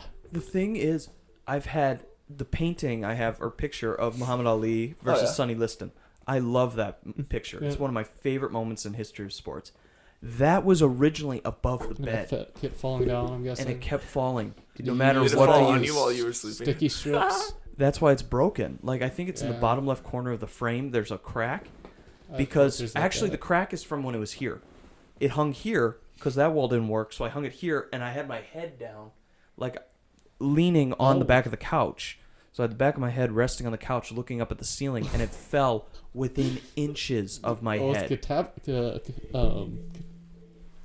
your head off. Yeah, dude, I would have.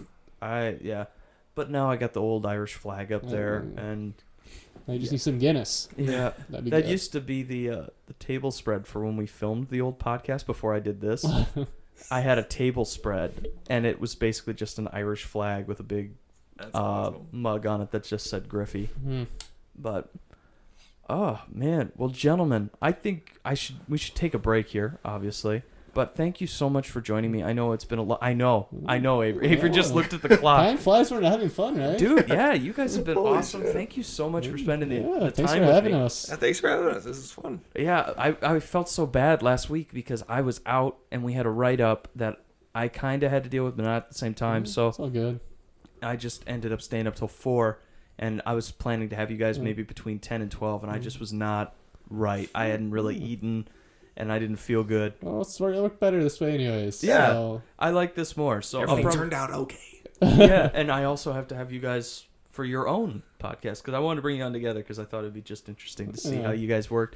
But I know I had one. I have a script actually already written for Lucas from almost like 4 months ago. yeah, No we talked just back spoilers. to way back. Yeah, we were talking about it way back, and my list got long. I have like 33, 34 people I was going to talk to, It's all good. and Lucas was well up there because I wanted to talk about life as a twin, and there was a Yeah. lot of stuff I wanted to That's talk right. about. And Avery, of course, Avery. Avery has a ginger, right?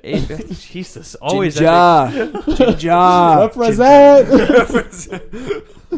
Lucas just flashed a gang sign for those of you who care. I don't know why I'm so obsessed with gingers. It just It's probably South Park. That's Yeah, it's probably probably what a it is. South Park technically. thing. And I know I'm gonna get some shit for this, but gingers are an oppressed minority. We make up less than 1% of the Yeah. world's population. I'm like a fucking unicorn, bitch. Respect me. Ginger power. Ginger power. I'm gonna write that Red down and power. introduce you as the red-headed unicorn. The red. Red-headed you. If you actually do that, I'm gonna put my hair in like a horn in the front. Oh yeah, at some point I would like to start filming these because these do go on YouTube. So yeah, if you guys look for these, they're everywhere. Yeah, on Spotify too. Spotify, Right? Yeah. Spotify, Stitcher, Google Podcasts, Apple Podcasts, Wow, Google everywhere. Yeah, and then YouTube as well. So you guys can find them, and also our homepage is through Red Circle. So if anyone's looking for that, but yeah, you can find these everywhere. But at some point, I would like to start filming them. And again, I was working with Johnny Benny Media because they were kind of interested in seeing what would happen. Because I run 3 podcasts on campus now. This is just mine, but Jeez, I have don't others. stop. I have others that I help run or I'm a technician Yeah, for. that's So awesome. it was like, oh, I should try doing that too and see what happens. But we'll see. I've got plans to work in a studio down in St. Paul hopefully soon, and Ooh. That's- Big time. kind of yeah.